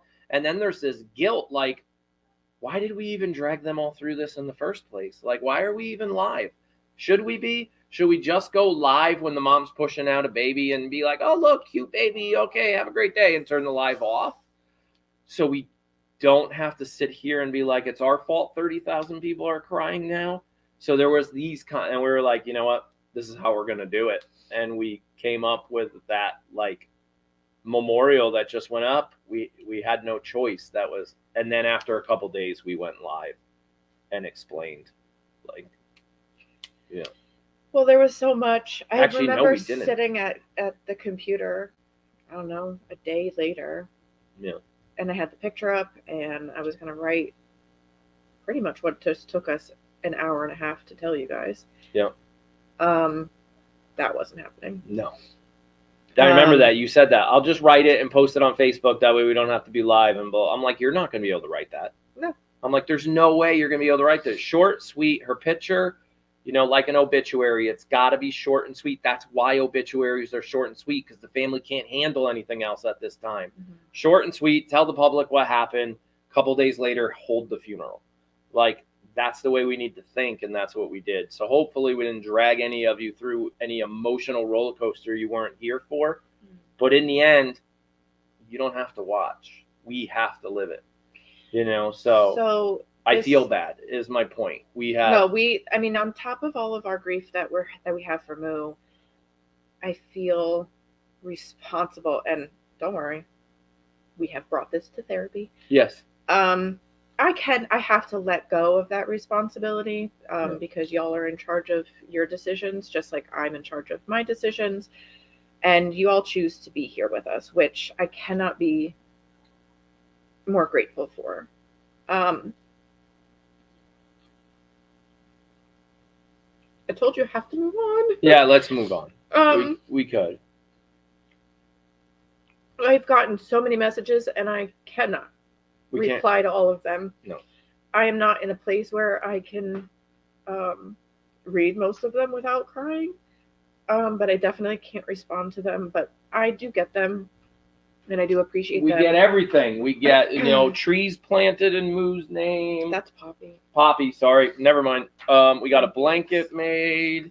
We got, there's stuff. It's everywhere. There's stuff. There's this one that says, "Dear Mom, you are the best goat mom ever.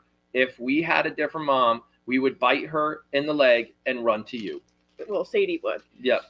Love your herd. We've got we've gotten so much stuff. We can't obviously show or talk about all of it, but and we've definitely gotten, this is where I sidetracked the humor to try to stop the crying. A lot. Hello. Yeah, well, I lived on chocolate. I've lived on chocolate. A lot of chocolate. That's really the only thing I've eaten in the last 3 weeks is chocolate and edible arrangements, which, by the way, are amazing. And somebody sent one that was chocolate covered banana, which we don't. And it was like a white chocolate though. It was weird. No, it was half and half. Half white chocolate, half regular chocolate, and then banana. I have got to say, my mouth has never enjoyed something so much. That was a little weird. But it did not come out the way I intended. But yeah, those bananas, you ate them all. All the bananas. I don't think me out. Yeah, well, they're only 4. I did not. I shared one with Angie. That is true. And she agreed. That is true. But yeah, I lived off of chocolate and edible arrangements. So I appreciate all of the bad food that you guys sent for us because it was the only thing I was eating. Right. I couldn't eat for probably... Oh, yeah, no. You're still not eating right. I'm still not eating right. Nope, you're still not. Yeah. Yeah. So last but not least, moothegoat.com. I don't know if you've been there before. We bought that website a year and a half ago for other plans. Moo is not going anywhere. The spirit of Moo will live on. And, you know, somebody told me, I've been talking to a lot of people and watching a lot of philosophical type stuff. And somebody told me in India, the Native Americans would say... the chocolate-covered strawberries. Those are amazing, too. Sorry. Yeah. The Native Americans would say everybody dies twice. Mm-hmm. You have the time their physical being passes on. That's death number one. And then when we stop talking about them is death number two. Mm-hmm. You're in control of only one of those. So we're never going to stop. It's going to be a long time before we stop talking about Moo. We're never going to stop talking about it. Eventually it'll get easier. It'll get easier. Yeah. One of the private messages I got was from a mom who brought her daughter to Goat Snuggles last year. Yes. She was a 5-year-old little girl, came to Goat Snuggles, immediately picked out Moo while driving down the driveway and was like, that's a cool looking goat. Met Moo, fell in love with Moo. When the book and the stuffy came out, they bought a bundle. And it followed Moo's story this year. And as heartbreaking as it was, the little girl goes and sees pictures of Winnie and Winston and, you know, obviously passes on her condolences to us for the loss, but then is like, but I'm really excited to meet Moo's babies. And I guess it held some like power for me. It was that message. It was that moment where it was like, because here I'm sitting like, why would anybody want to come to Goat Snuggles, get attached to these goats, and then they up and die on you? Moo isn't here anymore, and she's the one that everybody paid for anyway. Like, I'm sitting here like, we literally Simon's Farms is over, Moo died. I don't know how to do life without Moo. I don't know how to do life without Moo. I don't know how to do Simon's Farms without Moo. Listen, these are like early days of grieving, so of course it's like all encompassing. I never told everybody that I threw the Keurig out the front door. Mm-hmm. I literally picked it up and launched it. Okay, because it broke. Well, it didn't want to make my coffee after Moo died. I walk inside, all I want, and Kara literally said, go inside and have coffee. Like, you guys need to go inside. Like, I go in and I put in the stupid thing wouldn't work. I literally picked it up and chucked it out the front door. Everybody who came over that day was like, why is there pieces of a Keurig in your front yard? And like, yeah, Aaron lost his bananas. Good thing we had a backup. We did. Thank you to a villager who sent that like 2 years ago. 2 years ago, backup. We still have it, and it's in getting some good use. Yeah, it's now primary Keurig. Yes. So we all grieve in different ways. It was in that moment, and it was in that moment though where I guess that was kind of the jolt. Yeah, that message that I needed to hear, like, oh, there are things. It's not all about Moo, guys. Right. Like, Moo's still here. Yeah. It's through Winnie and Winston now, but she's still here. And there's still a story, and we've memorialized Moo the best we could, at the best we know how. She has her Moo box that the kids can jump all over. Yeah. We have our memory balls that we still have to hang, but they're here. Moo is in her pool under the hay feeder. That's one of the memory balls that has to hang. Yep. There's 4 of them. Each one of them is different. That's the Moo box. Yeah. For those of you that might not know what we're talking about. You know, there's some choices we have to make business-wise as far as, like, how much of Moo is going to stay, you know? The most requested item right now on our website is more massage bars, and we do not know whether we will ever make that again. But right now, everybody wants it because they want that piece. Either they bought one already and they're like, oh my God, I just want a second one. If you're going to make more, I'll take one more. Yeah. And then there's other people that missed out and are like, now I feel bad I missed out. Can I get one? And we don't know. We haven't made that decision yet. It's not a hard no, but it's not a definite at this point. There's I went down to the lotion room once. In the last month. Had so... Moo's everywhere. It's impossible to go down to that studio and not see Moo absolutely everywhere. Yeah. In things that I made specifically for her to celebrate her birthdays, like there's 2 things down there. Yep. Her 6th birthday Sassy and her 7th birthday. No, her 5th, 6th, and 7th.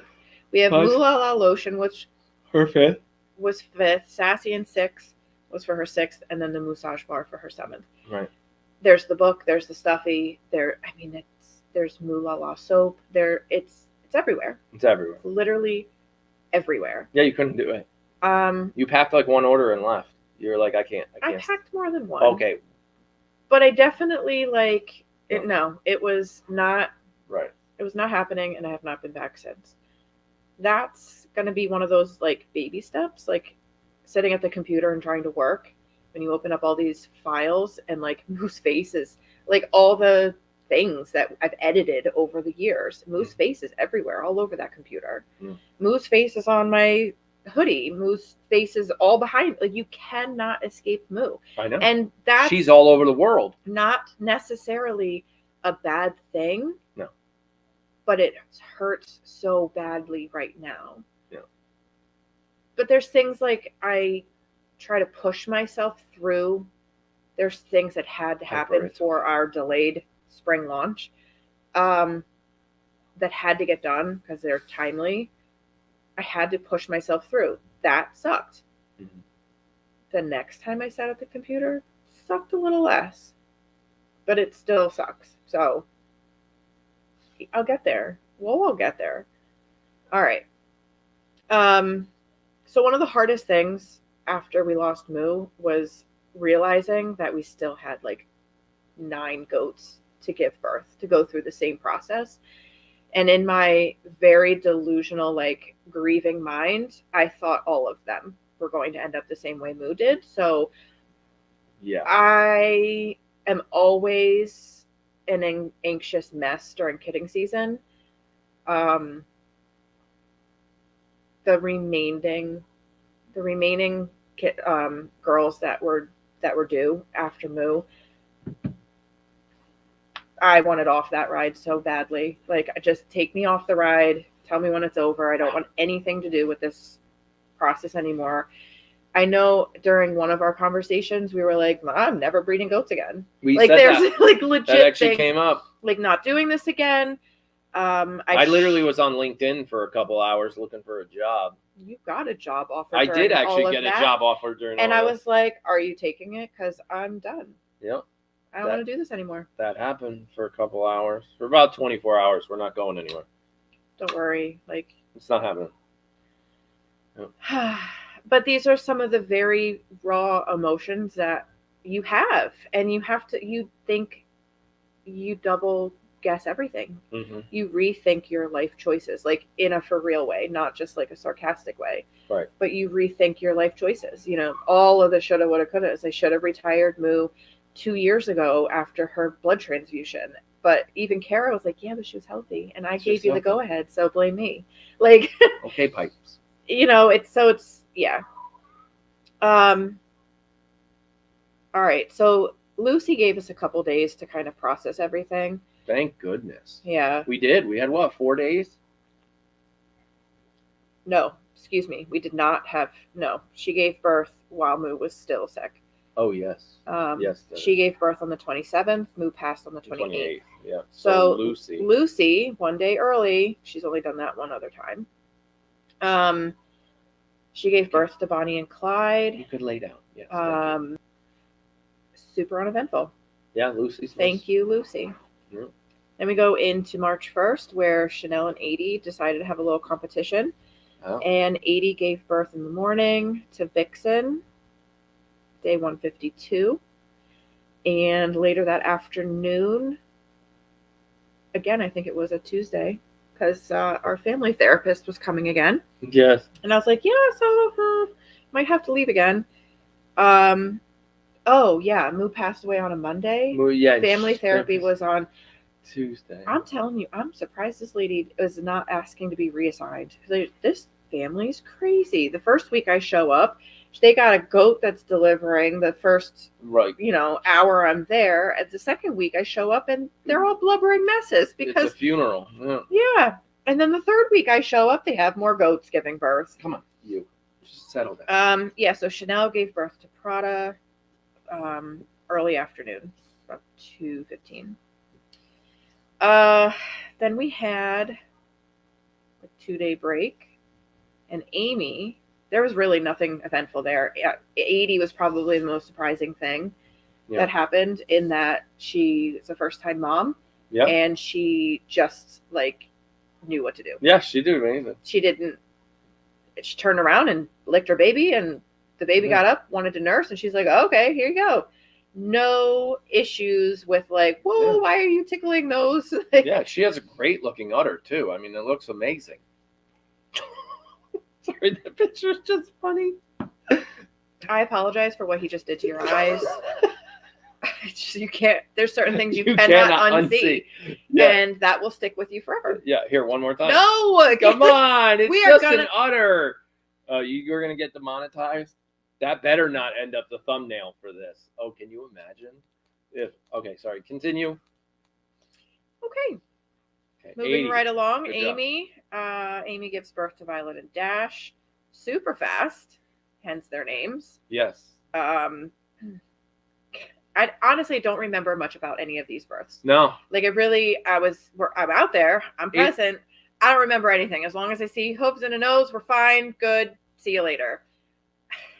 It's the state of mind I'm in. Yeah. I'm trying to think of that other proverb or saying I heard of. Hang on. We move on to Deandra. This was on a Saturday, I think, because Jace was over and he was like, I've never seen a goat birth. I want to be here for one of them. He was here for the one that happened in Gen Pop. That's what Grace? He was. Yeah. Grace not Grace. No. The other one that happened in Gen Pop. Under the feeder when there were only 3 goats in Gen Pop. Chanel? No. No. I don't know. He was here for Deandra, who was in stall 4 at the time. Sure. You're right. That was Genevieve. There you go. That's So he was here for 2. Okay, I didn't realize he was here. So this was his first birth that he got to see. And Deandra was ultrasounded to have 4 babies. By the size of her, there was no way she had 4 babies. Yeah. And I was like, all right, she looks like she could be carrying twins. She gives birth to Rhodes first, the little boy, then Rosaline, and then surprised me and laid down again and pushed out little baby Ren.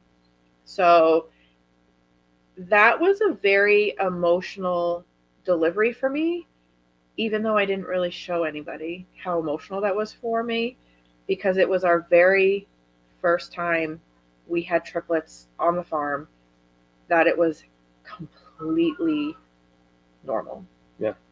Successful. And healthy. All 3 healthy. All 3 babies were healthy. Mom didn't need any help. From a first timer, right? No, not a first. Never mind. That was not. The babies needed some supplemental feedings until mom's milk came in, but she's been keeping the babies fed ever since. Yeah. But yeah, it was actually really emotional as we're babies keep coming and they're healthy, and then another one comes and it's healthy, and then another one comes and it's healthy, and I'm like, this just doesn't happen here. So that was probably one of the biggest highlights, was that we had a set of triplets after Moo happened, and they were all healthy. Although, on the flip side, it also sparked some anger. Yes, it was that survival guilt. It was. There's some horrible thoughts that go through your head when you're grieving. Yeah. And it makes you feel so guilty for having them, because you're like, it's normal though. I sit there and I'm like, why Moo? Anybody else in the barn? Why Moo? And which might sound horrible. Awful. But it's just because then I go and I look at, and who am I going to place that on? Yeah. Which one of you would I choose to trade places with Moo, and I'm like, but there I am having those thoughts and feelings. It's that you're on an airplane and it crashes, and 100 people die and 20 people survive. Those 20 people have what's called survival guilt. They feel guilty that they didn't. That why me? Why did I survive? That it's the same process. Yeah. It still feels terrible because I look at her babies and I'm like, it's the same thing. Yep. Like I want her back. But then they're looking up at you with these cute little faces and you're like, Rainey goes 2 days later on March 8th, which starts the cluster all over again. So we had another little bit of a competition who was going to give birth. It was going to be between Rainey and Evelyn, and Evelyn being a first-time mom, and Rainey not a first-time mom. Rainey was huge though, so I was kind of thinking maybe triplets, but she gave birth to 2 doelings, Sky and Breeze. You have one of those hairs on the back of your neck moment. We're like, oh no. Again. And there was a little bit of like deja vu of when Aerie was born. And sure enough, I put my finger in her mouth. I was helping her clear her airway and things just like weren't sounding right to me. And I put my finger in her mouth. And I'm like, what the actual hell is going on right now? So 2 years ago, Rainey gave birth to Aerie, who looked just like Breeze. I mean, not Breeze, Sky. And she and her brother Frio were born under certain conditions. A virus had infected mom earlier in pregnancy from a mosquito, and called Cache Valley virus, and it causes cleft palates, among other many different deformities. And we thought we were done dealing with Cache Valley with Rainey because she should have held immunity. We're not 100% sure at this point whether or not Sky is the result of Cache Valley because the blood work is still out. But I don't know. At this point, I don't know. I don't know anything anymore. Evelyn goes and delivers just what? I don't have timings down on this one. 11:52. She delivered. Those babies were born, but I don't have timing on Evelyn's. So Evelyn was a lot like Claire, where just not Claire. Evelyn was a lot like Deandra, where babies just kept coming. So she had baby Claire first, then Carter, then Clip. She was ultrasounded as having twins. She had triplets. And they were all little. Claire was 3.9 pounds. Carter was 6.1, and Clip was 3.5. Clip was born in his sack. Yeah. Which is not normal, again. No. Yeah. He was so little. He actually was smaller than the 3.5 that I have written down here. Because when we took him to Kara's, her scale weighed him at 2 pounds, 14 ounces. Yeah. Goats should be about 7 pounds. Yeah. Well, and triplets, you can get away with like 5 or 6 pound triplets. Those how you know you got true villagers right there. They're like, oh, I got the stats for you. Yeah. Here you go. You guys have whole notebooks? We should make Simon Says Farms notebook. No, they totally do. Half an hour after Rainey has her babies, Evelyn had hers. So Clip, baby Clip, he was really, really cute, guys. But he came out real small. He was one of those, like, I could hear Kara's voice in my head, don't stop rubbing that baby until I tell you to stop rubbing that baby. Right. Because he was not lifeless, but he was very, very, like, limp. Limp, weak, yeah. He was breathing, though.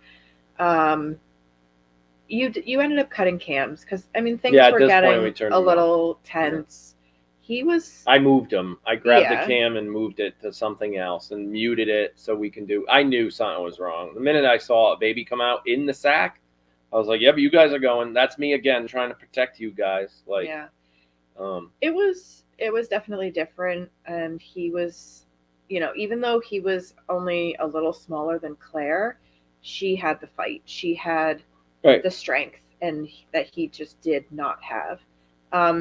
One of the things I keep remembering in my head as I was rubbing, I said out loud too. I was like, "Why is there so much blood? Right. Where is all this blood coming from?" So Clip, his umbilical broke off, as it does. I would say internally. Yeah, it totally broke off internally. There was no umbilical cord hanging down like there should be. Like the whole weigh and spray thing, like we dipped the cord in the iodine, there was nothing to dip. Right. And for whatever reason, it didn't really clot. It did initially. No. Then he ate. And then it put pressure on his belly, which opened it up again. But that was after we came home from Kara's. Yeah. So at some point, and I had already planned a trip up to Kara's before Evelyn started pushing. So Kara knew we were coming. We had fed all of the babies. We got them fed. We did not get Clip fed. He was too weak. He didn't have a suckle. He wasn't warm. He wasn't warm enough. Like there was nothing great about Clip at that point. Nothing going well for him at that point. There was a sound that Carter made. Yep. He cried, but it gargled when he cried. And I'm like, I don't like the sound of that. Mm-hmm. And I don't know what possessed me to stick my finger in his mouth. You want to know what possessed you? Well, yeah. Sky. No, we lost Moo. Sky, we are walking on pins and needles everywhere. Like, you're getting, 100 emails a day. Did you guys check that? We're still getting questions about Moo, and she's already gone. And we're like, oh, should we leave the camera on? Should we not? At this point, it's like, what goat just coughed? Like, that's why you stuck your finger in his mouth. Yeah. Well, I stuck my finger in his mouth and found another cleft palate. And the words that came out of my mouth were not very nice. Yeah. Now, I had already talked to Sue. Sue was actually watching Rainey give birth. Sue knew that goat had a cleft palate before you said anything. Yeah. She could tell by the look in your face. Yeah. Probably. She texted me before I got off the phone with, I think she texted me before I got on the phone with Kara. I think you did. And she goes, tell me that baby has a cleft palate. And I'm in the car. I'll be there tomorrow. I can come pick her up tomorrow. Like, right? She goes, wait. That's if you're like. That's if you're okay with it. Yeah. And Sue and I talk. So I was like, I don't know what's going on, but everything about this baby screams Airy Jane. All over again. Everything, even like her little overbite, the way her lips come to a point like Aries did, like everything reminds me of Airy in that baby. So then you check the boy. I checked the boy, and there's a cleft palate too. Completely different bloodlines, different moms, different dads, everything. So it's not genetic for all you people emailing us saying you shouldn't breed goats with cleft palates. We don't. Sorry, that's me venting. Well, that's not what they're saying. They're saying like genetically you shouldn't be breeding. It's not a genetic thing. Goats that are. Right. I don't know what they're saying. It's a bunch of stopped reading those ignorant comments though, because it's just.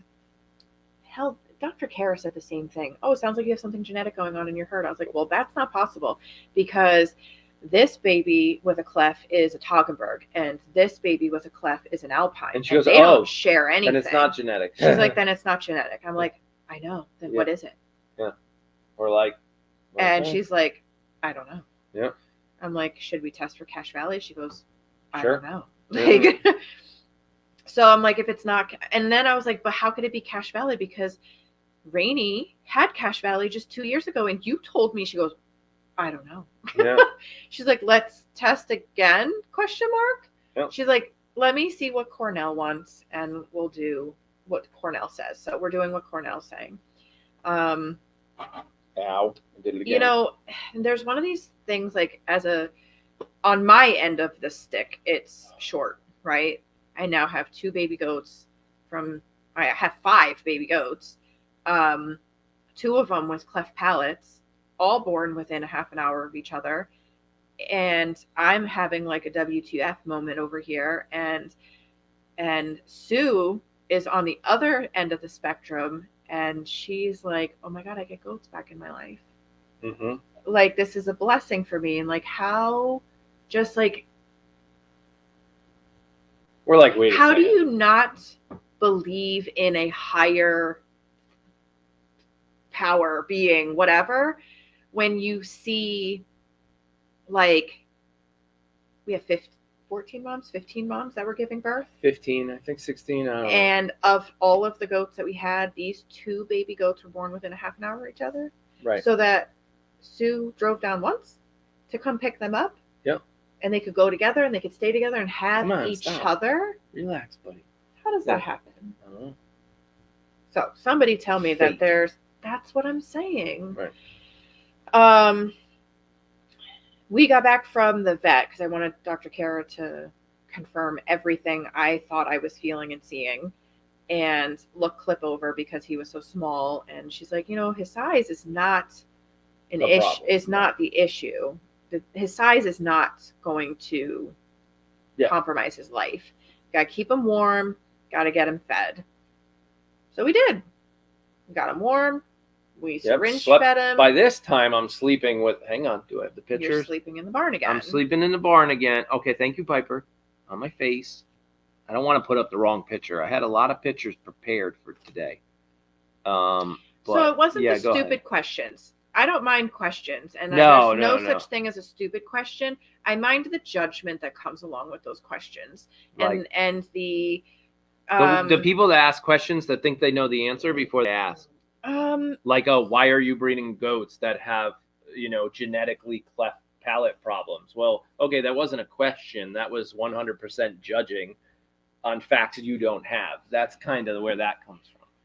Did I say that right? It's the question Can you settle down? No. It's Great. The question that comes with, it's a question, and then it's you should do X, Y, and Z. Yeah, that's not a question. And it's like, oh, excuse me? Yeah, I don't have it. Huh. Okay. That's the problem I have. It's not the question. I don't mind the question.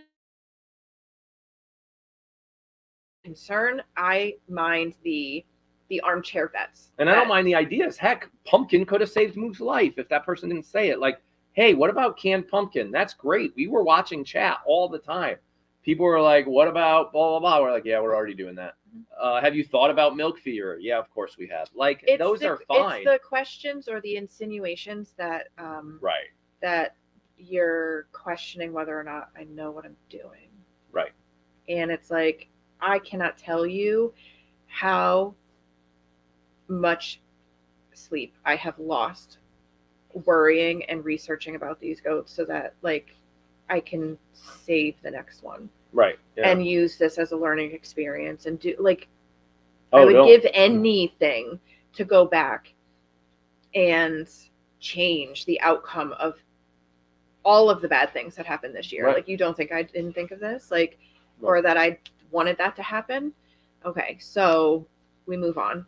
When Clip got back from Dr. Kara's, he ate off of Evelyn for the first time.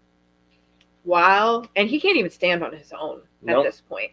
But while Angie's holding him, she feels warm trickling down her fingers, and it was blood again. So he's bleeding from where his umbilicus would be, and like badly, really bad. And Kara's like, don't just like put your finger to clog the hole, right? You actually have to pinch where, like, go go a little up and pinch under his tummy so that you're cutting off the blood, not just plugging the hole so it can leak out into his abdomen, but pinch it off so that he creates a clot. She goes, you need to do that for like an hour or two. So it'd be good to get like one of those binder clips, something that will pinch it like it needs to be, but not like, don't get his intestines, like don't go way up and clip, So we're anyway, scouring that's how the he got neighborhood. his name, by the way. We're scouring the neighborhood for a binder clip. And Javier had one. No, Rob did. No, Angie. We used Javier's. Oh, so because Rob went and drove to Javier's house. Got it. Because Javier says, I have a couple of that kind of clip. Nice. And so Rob went and got it, brought it over, and we clipped clips umbilicus. Yeah. Like where it was bleeding from. The clips I had were they were wrong. No, they were the wrong kinds. Yeah. So that stayed on overnight. Yep. And you slept out in the barn with him. He was getting really strong. We took the clip off in the morning. It stayed. There was no more bleeding. And throughout that afternoon, he wasn't getting out of the barrel on his own, which is fine. We were still helping him. But even when we put him up to the teat, he wasn't nursing. And I felt his belly, and I'm like, I guess maybe he's still full. Like, yeah.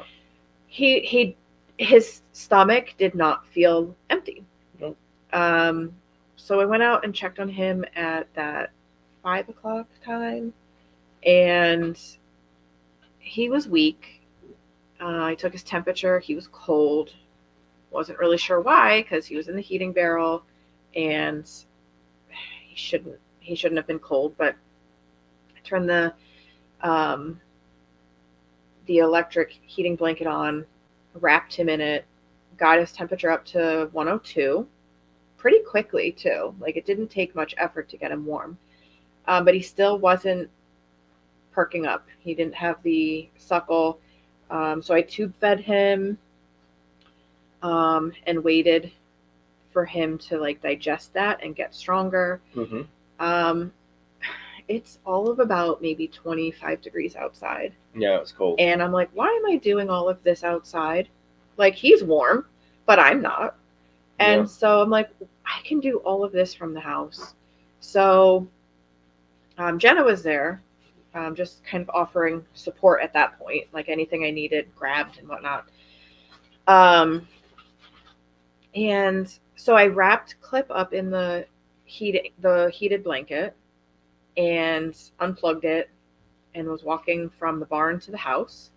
And right around the front walkway to the house, I felt him do like a heavy sigh. I opened the door, sat down in front of the pellet stove, unwrapped him, and he was already gone. So I'm only assuming that the heavy sigh that I felt him take as I was walking was him passing. Mm-hmm. He just couldn't regulate his temperature. There was, again, Carter has a cleft palate. Clip has internal something or others going on that just does not destine him for life. Oh. At that point, like, literally, I'm mad at this point. Yeah. I have no other feeling other than anger. And I'm angry because I now have to deliver more bad news. Yep. I can't let it go. I can't be like, how's Clip doing? And be like... No.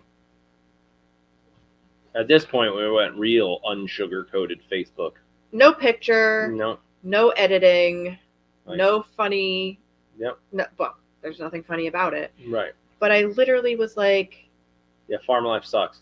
I don't want to do this anymore. Right. Get me off of this goddamn ride. Yeah. I don't want to be here anymore. I don't want to do this. I don't want to do that. I'm tired of things dying on me. Like, legit, I'm over it. There's no amount of happy little life that I can bring into this world that is going to make this better. Like, I want to be gone now. Like, just take me now. Like, straitjacket, take me.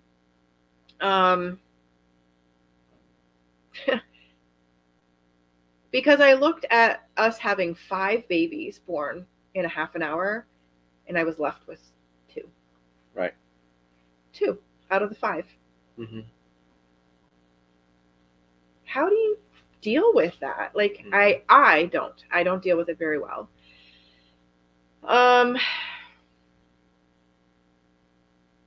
Then who was next? Who was next? Genevieve. She was the one that gave Genevieve was birth. next. This was 4 days later. So thank you for giving me another couple of days to like process. I don't know. She's just walking around. Doing? Who knows? Let her do her happy little thing. No, but she's chewing on stuff. She should. Oh my god. Whatever. Okay. So Genevieve, we come out to the barn to give Winnie and Winston their bottles and to do the chores. And I'm over there giving Winnie and Winston their bottles, and I hear my phone go off, and it's one of the moderators is like, I think there's a baby in with Genevieve, and I think it might be hers. And you give me this look. You didn't even say anything. You just like, looked at me, and I'm like, what? And you're like, Genevieve. And I'm like, oh, there's a baby in there. There's a baby. Yeah. That was a little bit of a gift, I guess. Perfectly healthy. Like, don't worry about it. I got this. Yeah. And amazing that, you know, her 2 daughters who were in the pen with her just Piper. let her give birth to their brother and didn't. Oh, good girl. What'd you bring? What did you bring? What is it? Oh, that's the puppy collars that we don't use anymore. Let's not talk about these. Yeah. And yeah. Debbie. Thank you, Debbie. That was very nice. Thank you. I didn't get to says read it. To treat your family out to dinner or use for Dr. Kara's bill. Oh my gosh, I'm so hungry. I think I'm getting it. Oh, girl. Dr. Kara can wait. We need food. Yeah. Dr. Kara's in Disney World right now. She can wait. Yeah. I'm a little jealous. So as uneventful as we thought maybe Genevieve's delivery was going to be, 24 hours later, Genevieve was not acting quite right.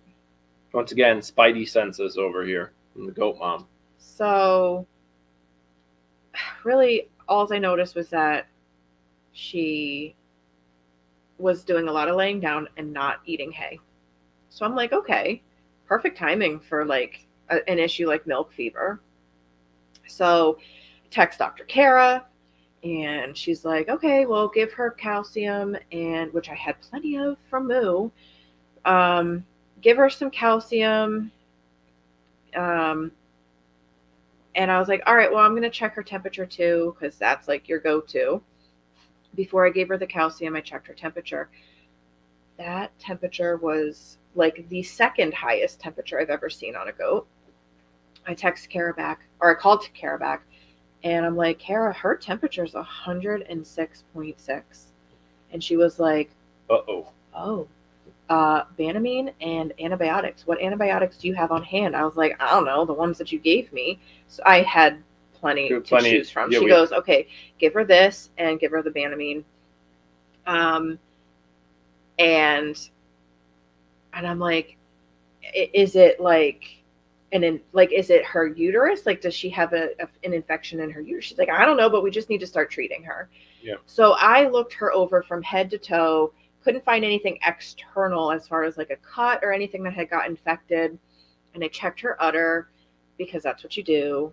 And full on mastitis in her left quadrant of her udder. I was like, well, that's a first. We've never had that happen before. We've dealt with mastitis one other time, and that was in Charlotte's udder, but that was like during milking. She didn't have a baby on her. Mm-hmm. It was like in the middle of the summer.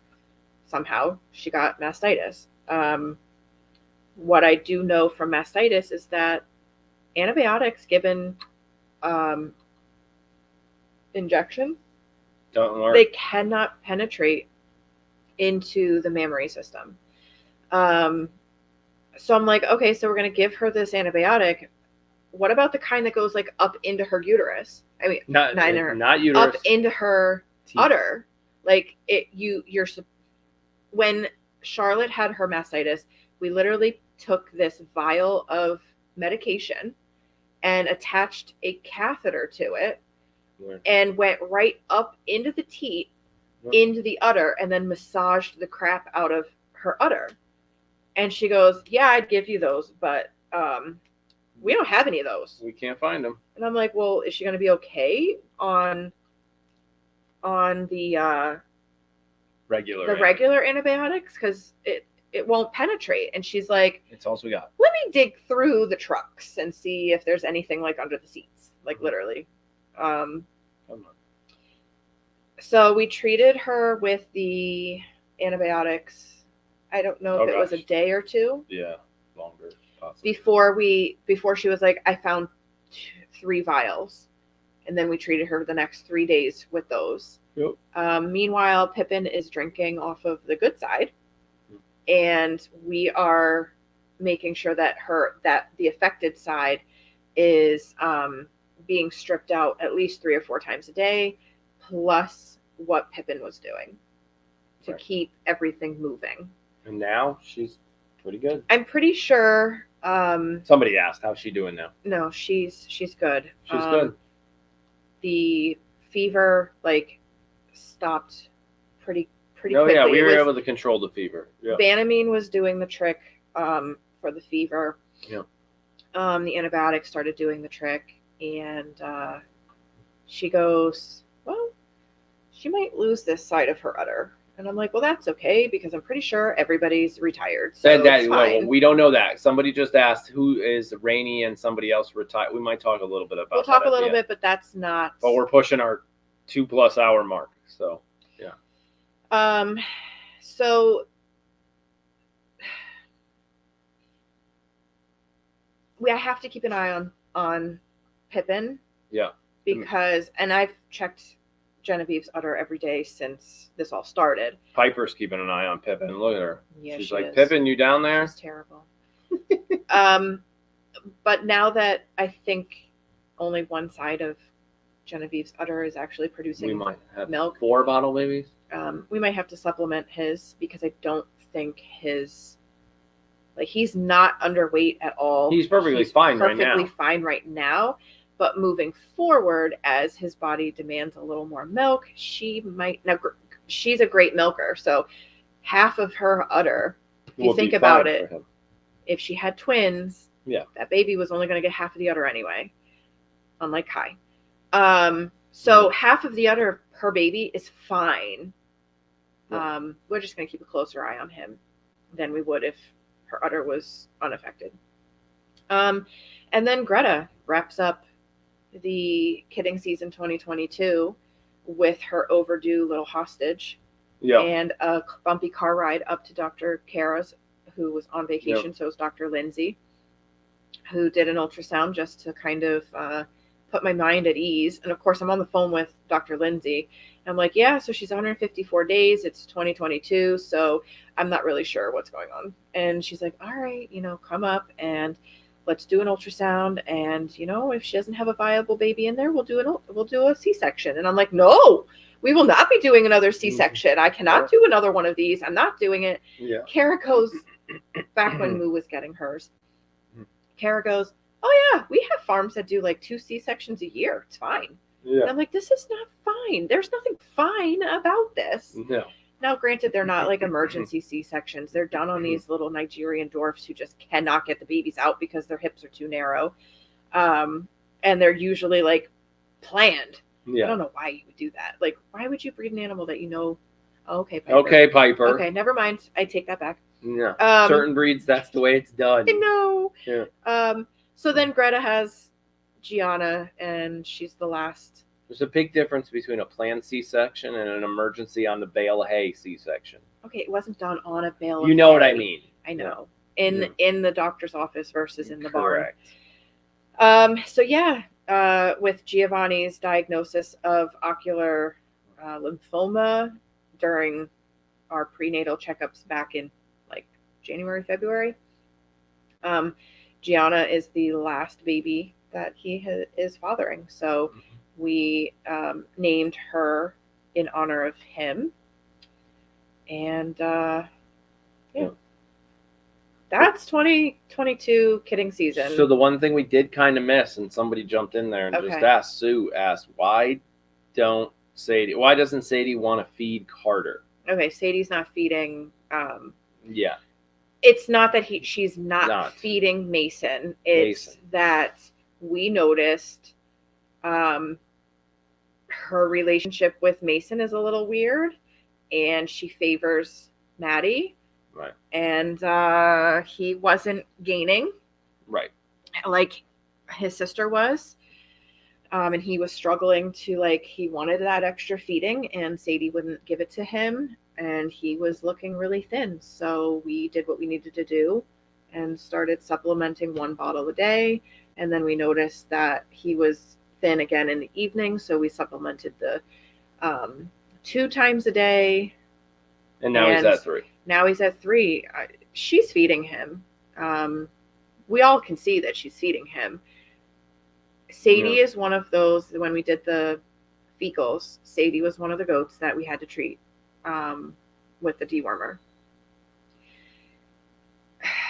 She was thin going into the end of that pregnancy, and there was some questions like, what's going on with Sadie?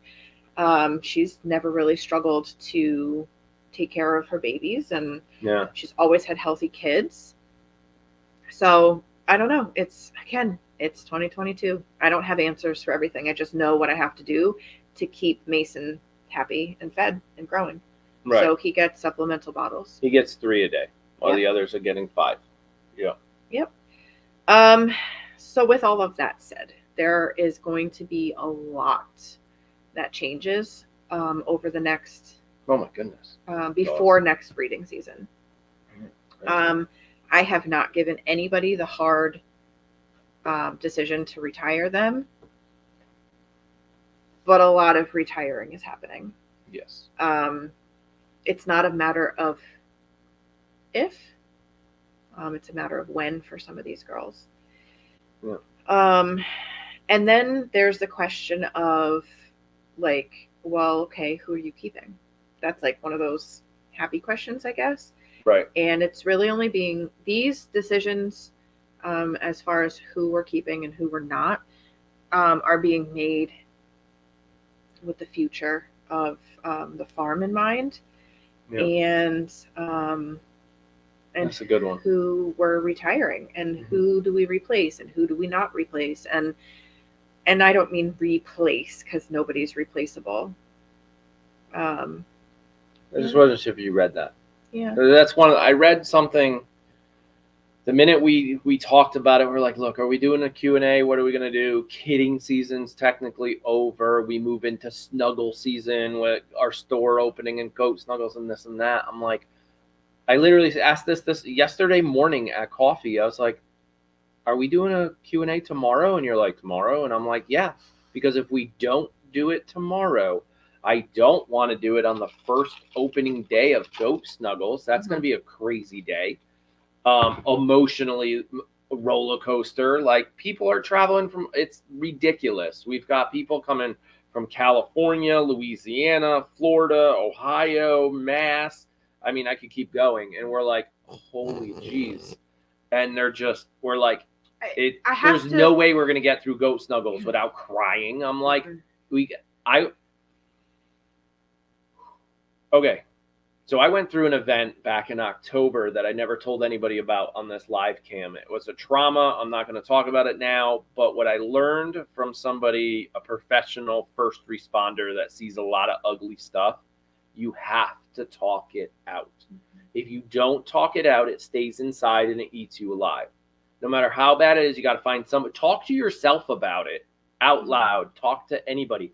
So when I said that, I was like, are we ready to do a Q&A?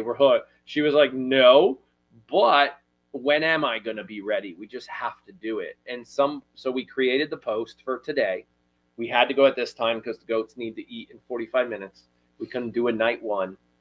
And I saw somebody in chat was like, are you sure you guys are ready? Like, only do it if you're ready. I feel like they almost felt bad. Yeah. we weren't doing this for you. It was for us. It was like a little bit of both. It was like you guys would appreciate it, but the more we talk about it, the easier it gets. So that person that wrote that, and I put it up on the screen. Yeah, I think it helps. So it's ready or not. Yeah. Snuggles are coming. Yeah. And there's going to be a lot of talking about what happened this year. Yeah. 100%. A lot of people, and not that I am ever going to be comfortable or okay. It'll get easier. Yeah. I guess. Yeah. So no, nothing about this is easy, and no, I'm not ready to talk about it. But whoa, wow, Piper, you okay? All right, wow. That's called a reverse sneeze. Yeah. And totally normal. Yeah. French dogs do that. Frenchies do that. Yeah. Yeah, it's no, it's necessary. It's therapeutic. I think it's only going to make us stronger and more able to process everything. But I also do feel like you all deserve to know what happened. Of course. Because as much as you guys respect our privacy, which I'm thankful for, you guys are here. We invited you along on this ride, and it's not fair to be like, you don't get to know. Right. Because it's too painful for us, because we're too selfish to, but you guys deserve to know what happened. And yeah. Right. But it is on a little bit on our time, because no, I probably could have taken a couple more weeks or months or years to talk to you guys about this, but I think it's necessary because now it allows us to move forward. We've talked about it. We've processed it with you guys. You guys are able to share your thoughts with us in real time. We thought about recording this and editing out the crying parts and all of that. More like, but that's not real. There's a sense of community right here that is irreplaceable. 100%. And I can't actually do this without Joel. So yeah, exactly. And there's this, I don't know where I was going. It's almost like, would we have rather gone through 2022 kidding season without all that support, or with I wouldn't have changed it, is my point.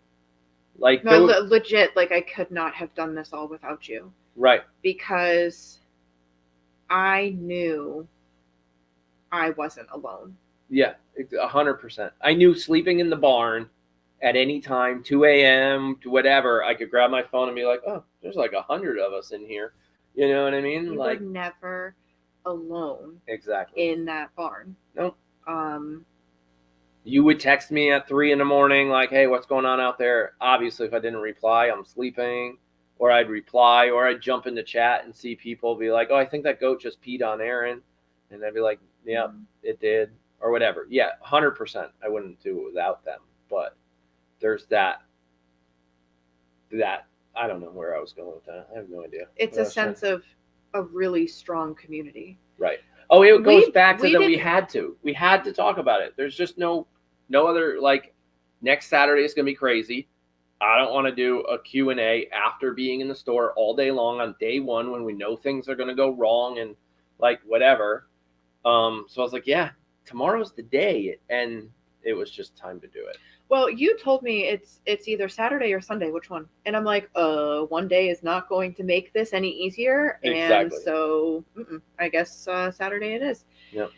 It's not that I didn't want to. It's not even that I'm so used to talking to you guys and really sharing my feelings. Like, crying in front of y'all now is just like, there she goes again. So I literally asked her, no disrespect to our best friends that are around, Angie's and Jenna's and Rob's and Javier's and all those guys. I asked her, I said, hey, will tomorrow be easier if we put our crew in the background, like set up some chairs and put them back there? She goes, no, I don't want them here. I can cry in front of the camera all day long, but I am not crying in front of them, because then they'll start crying and I'll cry more and it'll be a big mess. No, it's just me and you and a camera. which is you guys are not just a camera, but you get my point. No, because you guys are really sitting in front of us. For the people who are new, we have your chat live. Yeah, it's right there. That big screen right up in there. So as chat's going, I can literally, sometimes you'll see I'm looking up right there because it's a little higher than. That's you guys, actually. That's your cam right there. Yeah. That's your camera. That's the monitor so we can see what's going on. That's your microphone. That's our tissues. That's leftover soap. That's you don't want to look at that one. But that's you guys right there. That's what we look at. Yeah. So that's why sometimes it looks like we're looking up, because that's where the monitor is to be able to read what you guys are doing. So, yeah.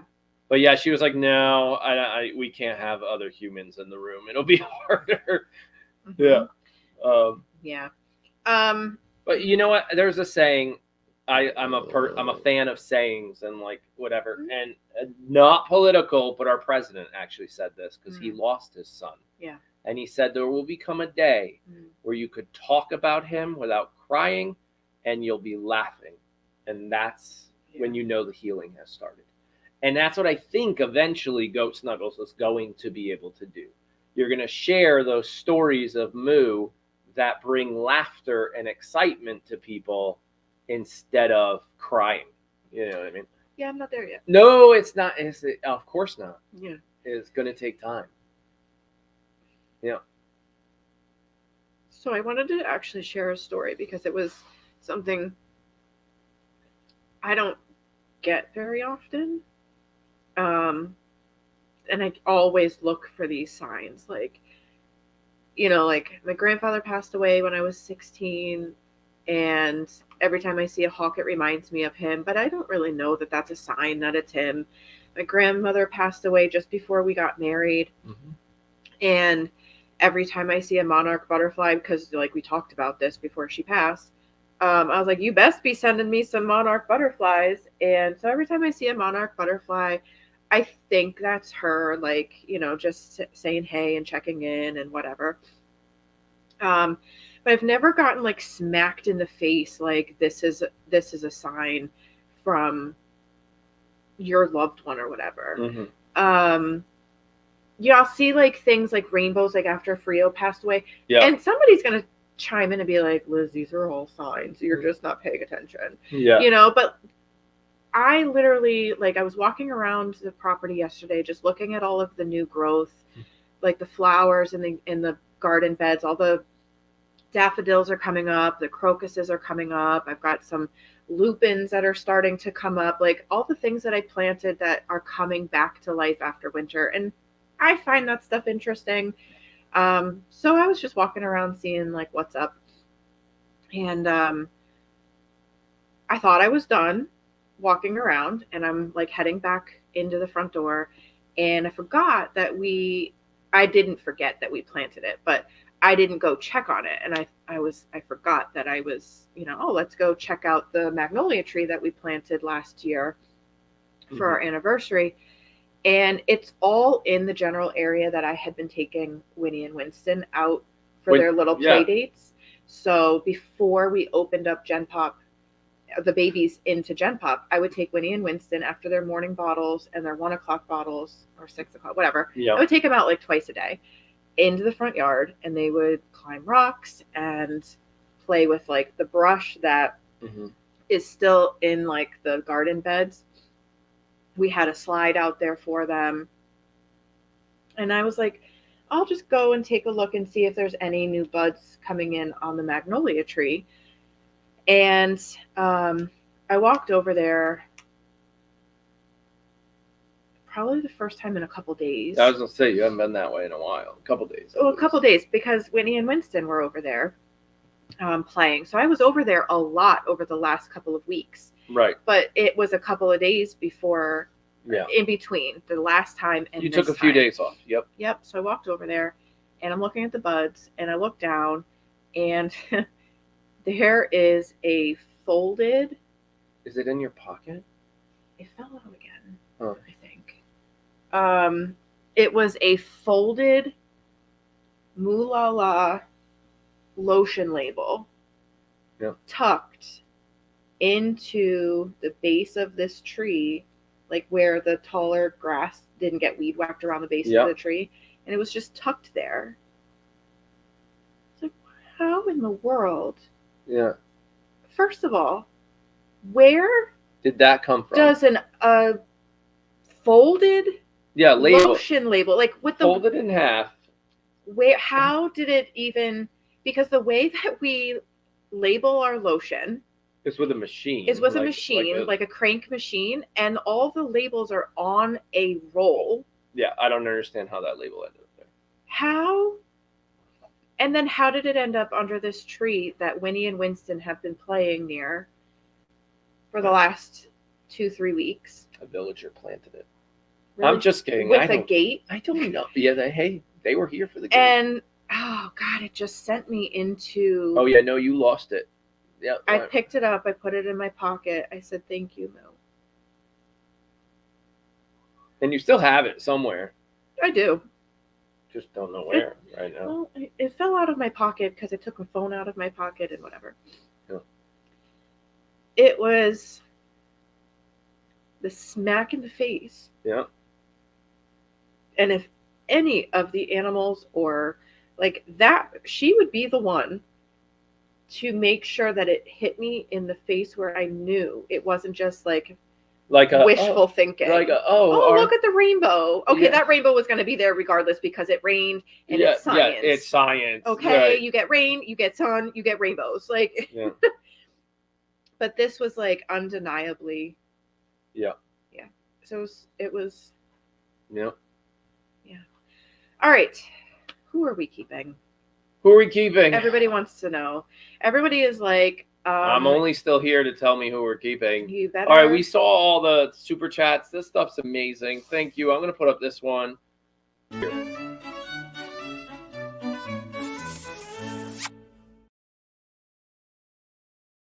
That's a good old Billy one I used. Yeah, good old Billy. So there's a lot of questions like, all right, who are you keeping? Because how do you possibly part with Winnie and Winston after, what happened? I could answer that. You don't. You don't. They're staying. You don't both part of them. with Winnie and Winston. You heard that. Both of them are staying. Both of them are staying. Now, what is Winston's job going to be? We'll get to that. We'll get to that. Yeah. So Winnie and Winston are definitely staying. No decisions have been made as far as if Winnie will ever be bred. I don't know. We don't know. I don't know. Vixen. Oh, what goat are you on? Vixen. Who's Vixen? 80's daughter. Is that the Tog with no white? No. No. Then who's 80's daughter? 80's daughter. Oh, good. Oh, Lord. okay. Yeah, the 80 daughter one. Oh, yeah. Yeah. She's staying. Yeah. She is. Yep. Vixen staying. Oh, Vixen. Yeah. Okay. And no. So let's stop there. Oh, okay. Winston will not be a breeding buck. He won't. Nope. He'll be a companion or House of Pie or something. He will not be a breeding buck. Yeah. So Vixen is staying. Winnie and Winston are staying.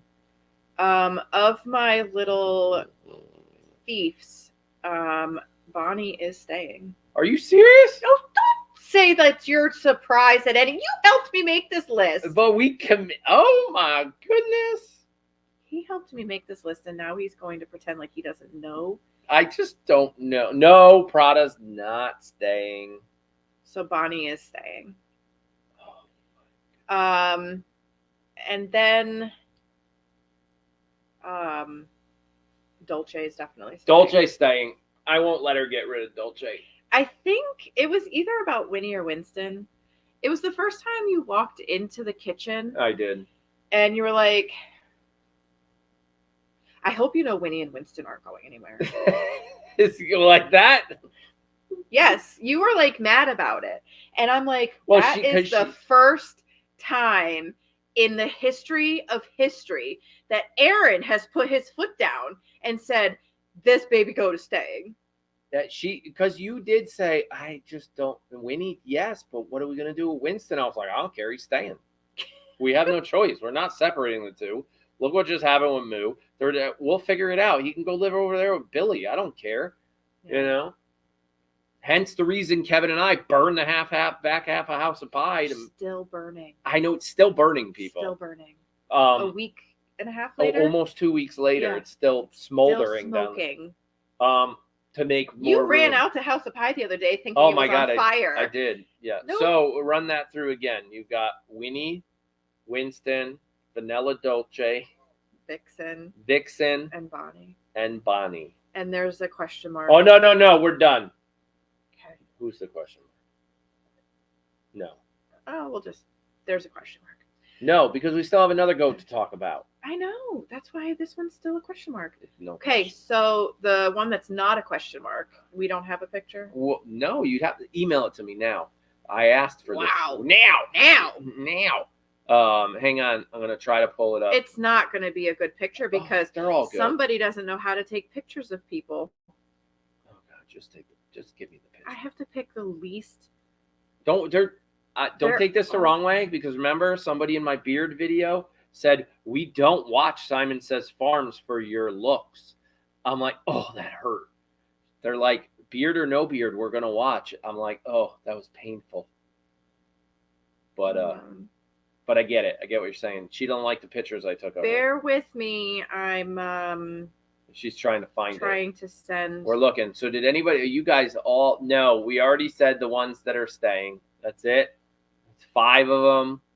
That's a lot, guys. Yeah, they're asking about all the, if we didn't say it, they're not staying. We've got a list a mile long of people looking to run little farms of their own and have cute little goats at their house. And we have to start reaching out to those people. So it's hard. I get it. It's hard. Because it's hard. So did you send it? Yeah. I've well, I mean, I did, but you know what happened last time? I sent an email and it never went through. Yeah. It's in one breath, I sit here and I look at all the babies and they don't bring me happiness and joy this year. And on the other side, I want to keep them all, because it's like, how do you part with any of them after what happened this year? Mm-hmm. How do you do that? That's why you have to think with your logical brain and not your emotional brain. Yes, I realize this, and it's really hard. It's extremely hard. It's sinking. Yeah, I was going to say it didn't send. Maybe if I just hold 1 minute, we will get there. We'll get there. Let me do it a different way.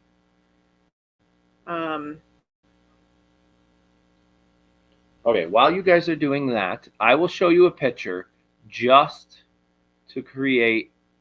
Okay, so here, we'll talk about Moo for a minute. Remember the whole, like, you'll get to talk about her. We talked about her for an hour and a half. But so this is one thing that happened. We tried to break Mom and get her out into the garage and play some ping pong, which is what we're working on. The kids are actually working on cleaning the garage more so we could play ping pong in the garage because it's fun. Jake plays ping pong. So we bring Mom out to the garage and we start up the heater.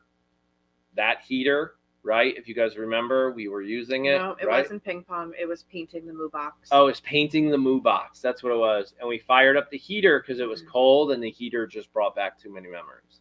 I couldn't even get off the front. You couldn't get off the step. The roar of the heater. That sound I never want to hear again in my life. She was like, nope. And I didn't know it was an issue until it was an issue. Right. It was that's my point. You didn't know it was an issue until it was an issue. I heard it again, and that I had never heard that sound before Moo's 4 days of hell. Yeah. And so when I heard it again, it totally triggered that experience. Yeah.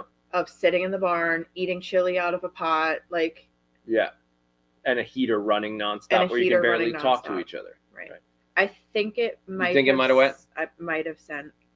Okay, hang on. Let's see. No, maybe it didn't.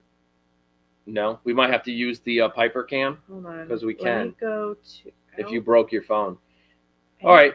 I didn't break it. I'll give them one more picture to keep them entertained. Ready? This is entertainment. Okay. Ready? Yeah. Aaron on a horse. Oh, good Lord. I mean. Can you check your folder? It may or may not be there. That is me on a horse at like 12 years old.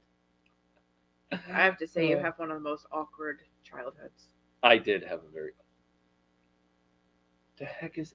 That's sleet. It's sleet. Oh. Are you serious? What's the temperature outside? Cold. Oh, there it is. What is? The temperature's that cold outside? Yeah, remember we were talking to the guy today who says it could get down into the teens? Yeah. That wasn't today, that was Monday. Well, here we go, sleet. All right, so I wonder if that other guy's coming for hay. None of it's sleeting. No. So, okay, we talked about Giovanni and how, he's got cancer now, and so things are going to get tough for him. I mean, he's on medicine every day for his comfort, but they also have like anti-cancer properties. So we're hopeful that he can live a while with this. But fall can be pretty. I'm anticipating fall being a very hard time for Giovanni. Mm-hmm. He is going to come into rut. We cannot stop that. At this point, he is not healthy enough. He's stable, but he's not healthy enough to withstand anesthesia for castration, and it would be far too stressful, and we would probably lose him. We've asked both Dr. Lindsay and Dr. Kara, and they both had the same opinion. Yeah. So we cannot castrate him. He will go into rut. I don't know if he will survive rut this year. Those are really just the very matter-of-fact thoughts or facts. Right. Very matter-of-fact facts. It's going to be a struggle. So I don't know. He could surprise us. We'll try to get him as fat as we can before fall comes, because he will lose weight during rut. That happens to all of our boys. Side note, the person looking for a sweatshirt bigger than a 2X, we will work on that. I thought we had sweatshirts bigger than 2X. If it's the zip up, they both sweatshirts on our website only go to 2X. Now the long sleeve t-shirt, which I get it, you guys love Moo. The Moo Christmas long sleeve t-shirt is like flying off the shelf. It has to come off the website, guys. It's coming off soon. If you really, really want it, and it will not, that's one of those business decisions. Yeah. It cannot come back. The last thing I ever want somebody to do is to accuse us of profiting off of Moo after she's gone. There's a fine line from continuing Moo's legacy and telling her story that can help other people and just making more products with Moo's name on it. That mean nothing, Right. Moo Crew is still a thing. Yeah, Moo Crew is still a thing, and it will be a thing. We are Moo Crew. We are this village. That's not changing. Right. But things like the Moo book, the message, we've talked to professionals in the industry that have worked on things like this, and we're getting guidance from all directions. So anybody out there that thinks we're profiting off her loss, no. We made the book while she was alive. And maybe it's hail. It might be hail. Tyler and them are getting whacked out there because they were just outside. No, because that actually kind of looked like a snowflake. But I don't know. Like the book, we have to print more, so we're working on the second printing. The book isn't changing, except for the first page where it says first printing October 2021. It'll say second printing, whatever 2022. That's the only thing changing in the whole book. Will we make more stuffies? I have no idea. We have plenty still. But we will continue Moo's story, Moo's legacy. Think of the best reference I've gotten so far is in The Lion King with Mufasa. Mufasa passed away, and the legacy lived on through Simba. And the story and the wise tales from Mufasa to Simba were there.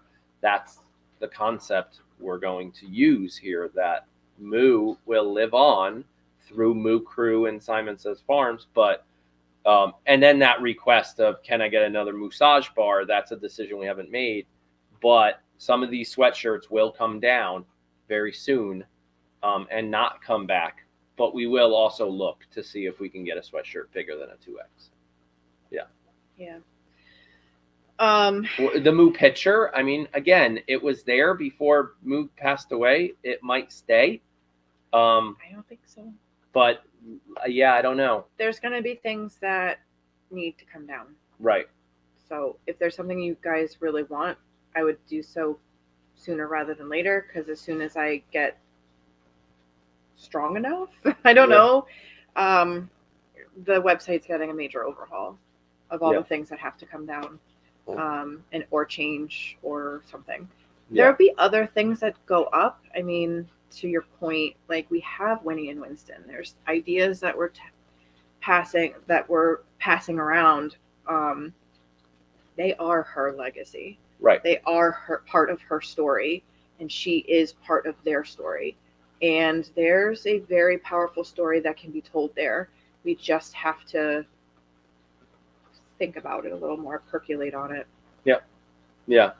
So, with that said, back to Giovanni. Yes. I got all your pictures. The whole circle of life situation. We've been talking with a colleague of ours who we actually got rabbits. Rabbits from a long time ago. Yep. Our kids have shown in 4-H together. He got out of goats a few years back. He just recently got back into goats. That's been there. It's like a skin tag. Got it. He got back into goats a couple years ago now. Yeah. Okay. And I reached out to him along with a couple of other people, and turns out he has some same bloodlines that I was looking at, going directly to the source, but he has them on his farm. So I'm like, okay, so let's see what babies that buck has this year, because I was specifically looking at his buck's bloodlines. So do you want me to start with the buck, the doe, or the baby? Because I got pictures of them all. So let's start with the boy. So this is boy as the in the dad. baby? Oh, the No, dad. The dad. So this is, we officially, as of this morning, I had the option of 3 boys to choose from.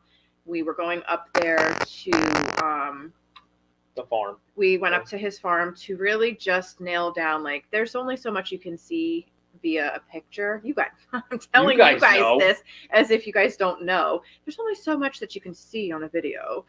So I really needed to get my hands on them and see them in person and really get the view. It's 49 degrees out. We're getting ting, ting, ting on the roof. So there could be hail. It's hail. Yeah.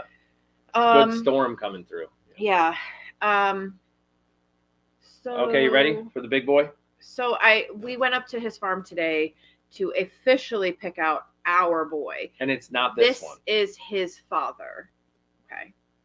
So, no, pictures don't do justice. No. This young man is huge. He's like 240 pounds. He's huge. Enormous. Yeah. He comes from a farm up in, I want to say, Vermont. Great bloodlines. And I knew I wanted a boy out of him. I had seen some pictures of his boys from last year, his daughters from last year, and I was like, yes, please. But he's enormous. Very handsome guy. This is the little boy that we chose. This is his mom. She reminds me a lot of Gia and Greta. And then we chose this little boy. So this is the little guy that we picked. He comes with a name. We are not going to be keeping this name. No. And no, he's super cute, very friendly, very cuddly. And he is a boy because they're you guys are talking about the mom. Oh yes. You want to hold the picture up a little longer? Of the boy? Of the boy, yeah. I'll go back to this one. So this is him. He's very snuggly, very sweet little boy. I believe he's only about 2 weeks old. He comes home in May. Mid-May. And he will be Giovanni's replacement. Oh, well, from a breeding standpoint, Giovanni's replacement. That's just how it works. Yeah. He will be taking the job of him and Gus. And Gus will have to share the La Mancha duties. But yeah, it's our first time bringing home a new goat that wasn't born on our farm since Moose came home. Since Moose, yeah. Like 4 years ago? Yeah, it was Moose a long time ago. I think 4. I gotta move 3, again. 4. My leg's falling asleep. He is a big boy. Yeah, he's huge.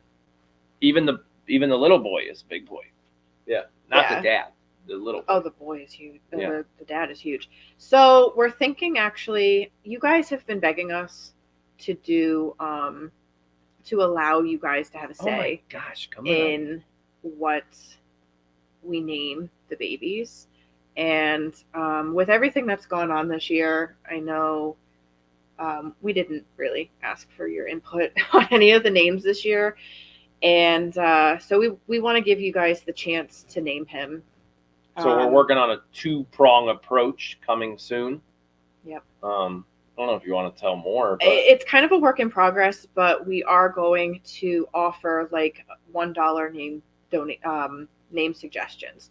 So we're going to have something on our website. If we can get our web developer to figure this out, we'll have a link. We'll post it on YouTube and on Facebook. It'll be a product, but it'll be name suggestions. So for $1 or $3 or $5, if you got 5 names you want to suggest, $5. It's $1 a suggestion. So I have to stretch that leg. That's fine. Yeah.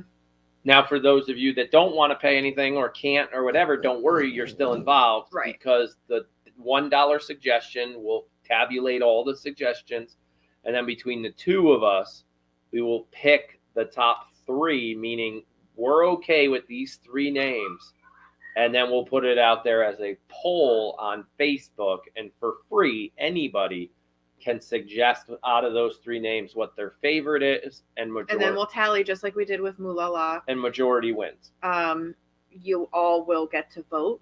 Yeah. And that'll just be like a Facebook poll thing. Coming soon. Yeah, Facebook poll or YouTube poll. Probably YouTube, because more of you are on YouTube than Facebook. I tried to do a poll on Facebook the other day, and I don't think Facebook is allowing polls anymore. So we might have to just keep it on YouTube. We'll leave it up for like a week or whatever, so that everybody only stays up for like 24 hours. No. Yeah, YouTube polls are short. They're That's not gonna work. 24 hours. Well, then you could do both. YouTube poll. Tally that number, write it down, and then throw it out on Facebook and say, what do you think? We'll figure it out. Yeah. But that's how it'll work. We have to do some back end work to the website to get that whole section where you can actually write the name in. That's what we're trying to figure out. And that'll help with, the farm. It's been a hell of a year. Yeah, it's been crazy. And on top of all this, expensive. I don't know if you guys have realized the video is really not out yet, but on top of all this, we had to sell off like $1,500 of our old hay because the goats aren't eating it. So we're sourcing. They don't like it. They don't like our hay. They're sourcing it from other places. By the way, we found some ugly ones in that bin today too. I found a guy that's using it for his cows. He just bought 80 bales off of us, but it's been a mess. The hay story's been a mess. Everybody's having hay issues this year. Right. The hay season last year was awful. Yeah. It was really awful. Yeah, you could do a couple polls on YouTube, but then it would. So we don't want to sway. I don't know how that would work if we did the. I don't want double voting either. Who's that? Nobody. Oh, I thought it's somebody. The rain. Oh. Yeah. So yeah. Oh, somebody was here. Hello. Quinn. Olivia, come sneaky. Quietly, please. Hi. Come here. Is it just you? Yeah. Yeah, you're getting so big, so tall. I know. Yeah. What'd you come up for? Just for the heck of it? Because we've been up here for 3 hours and you're wondering what happened to your parents? Yeah. Just saying hi. I'm making mozzarella sticks and chicken wings in a little while. Ooh, I know. Fun. Yummy, yummy. Parents' names. You know the parents' names? Luigi is Dad's name. Yeah. I do know Mom's name. Why can't I remember it now? Here, scooch up for a second. I need to find Mom's name. Yeah. All right. While she's looking for Mom's name, I'm going to let Moo bring a smile to everyone's face here because that's hilarious. That is probably one of the funniest pictures of a little Moo Moo Stuffy I've ever seen. Right there. At Mardi Gras. So this is my point of Moo's living on here. Like, you know. And I'm telling you right now, this one might bring a tear to the eye because it did when these came in. If I could afford to do it, I would. Mm-hmm. And I tried thinking of a way to do it. Mm-hmm. But if I could donate a Moo to every little kid in that class, I'd do it. Mm-hmm. You know? That class... that was a tough one. That was a tough email to read. But... Well, because we got that email before Moo passed. Yep. Class is a bunch of first graders out in Colorado. Miss Hernandez is their teacher, and they were watching the goats and reading the book. And she reached out because, well, not just because, but there was a detail in her email that was really funny. Somehow, Moo signed her name upside down and in the back of the book, which... That was totally me. I stamped it upside down and in the back of the book. Oh, man. Yeah. But she played it off as every first grade teacher does and says, well, you know, Moo's still learning how to read and write. So she got confused. Yeah. And, you know, she's still learning. But this is where some of that guilt comes into play because we introduce Moo to all of these people who then introduce them into their first grade class. And now she's gone. And now what do? Right. Now you're holding, you just made all those first graders cry. Yep. You know, and. Yep. Yeah. Yeah. I don't know. Yeah. Okay, fine. One other picture, non-Moo related. Here it is. It's just the kids looking at a dirt bike. That's it. That's all it is. In the middle of the road? No, that's at a dealership on the side of the road. They were in their pajamas. Tyler and Jace, like, my picture again. That's it. Just changing the subject. I think her name was Cinnamon. Cinnamon? Oh, we're back to that. That sounds like it could have been it. Yeah. Well, it was Cinnamon, Rainbow, or Faye. And I think it's Cinnamon. Yeah. So Cinnamon and I thought she said new dirt bike. Nope. That was nice dirt bike. Yeah, it was a nice dirt bike. It was actually an off-name brand and a very reasonable price. It was pretty good, and it's the guy right down the street. The dealership near the Scotty's, near the ice cream place, right across there. Mm-hmm. Nice guy. Talking to him, he can service them, fix. It was just pretty good. You want a dirt bike? No. What about an ATV? Oh, you want four? They had a nice one of those there too. It was blue though, not girl color. But you like blue? You gonna be a tomboy? No, she's like, I want pink. Yes. No. Maybe. She's a maybe. All right, one more picture. These are all the places Moo's been.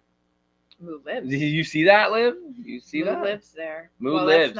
All those places. Moo stuffies. Yep, Moo stuffies. And then outside of the USA, all those places. Like Australia split in half here. There's a bunch in Australia over there and some over there and some way up there in the UK. And lots right there. Yeah, that's the US. Yeah, there's a lot of them right there. Okay, we're running out of time because the Wind Twins have to eat. You going to help feed the Wind Twins?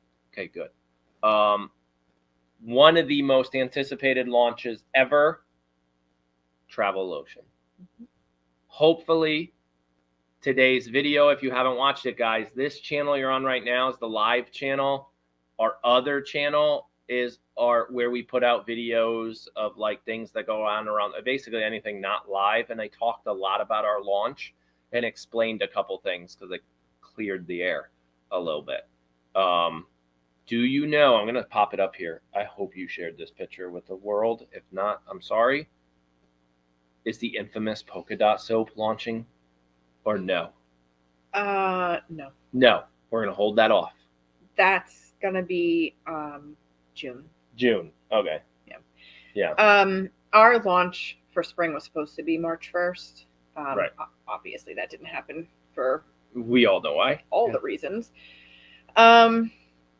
But April 1st, noon, normal time, is our launch, barn time, noon barn time, April 1st.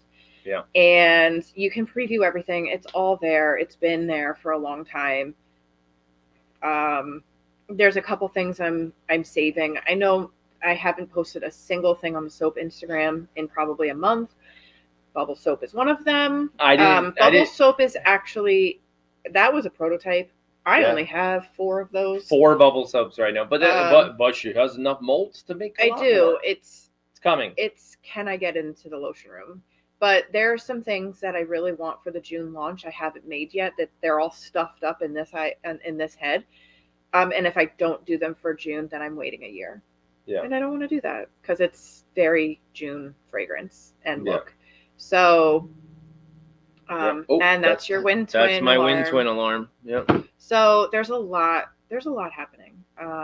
Yeah, there is. And I totally understand if like nobody wants to buy anything on April 1st because you all bought stuff like during kidding season.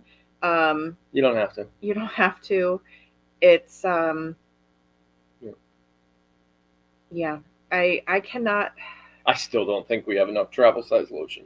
We don't. But don't worry, we can make more. Yes. Can we though? Because Win and Win are drinking all the milk that we're supposed to be putting into soap and lotion. We will figure it out. We can make more.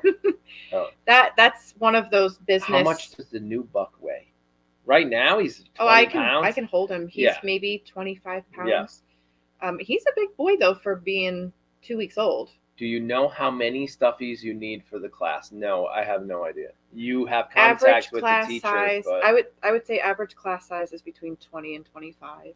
Right. That's kind of standard. All right, I'll put it out there. If there's somebody that wants to help support that initiative, email us and we'll work on something. Well, yeah, because we have to ask her if it's okay, and she probably has to clarify it with all the parents and blah, blah, blah. There's probably a lot of logistics involved.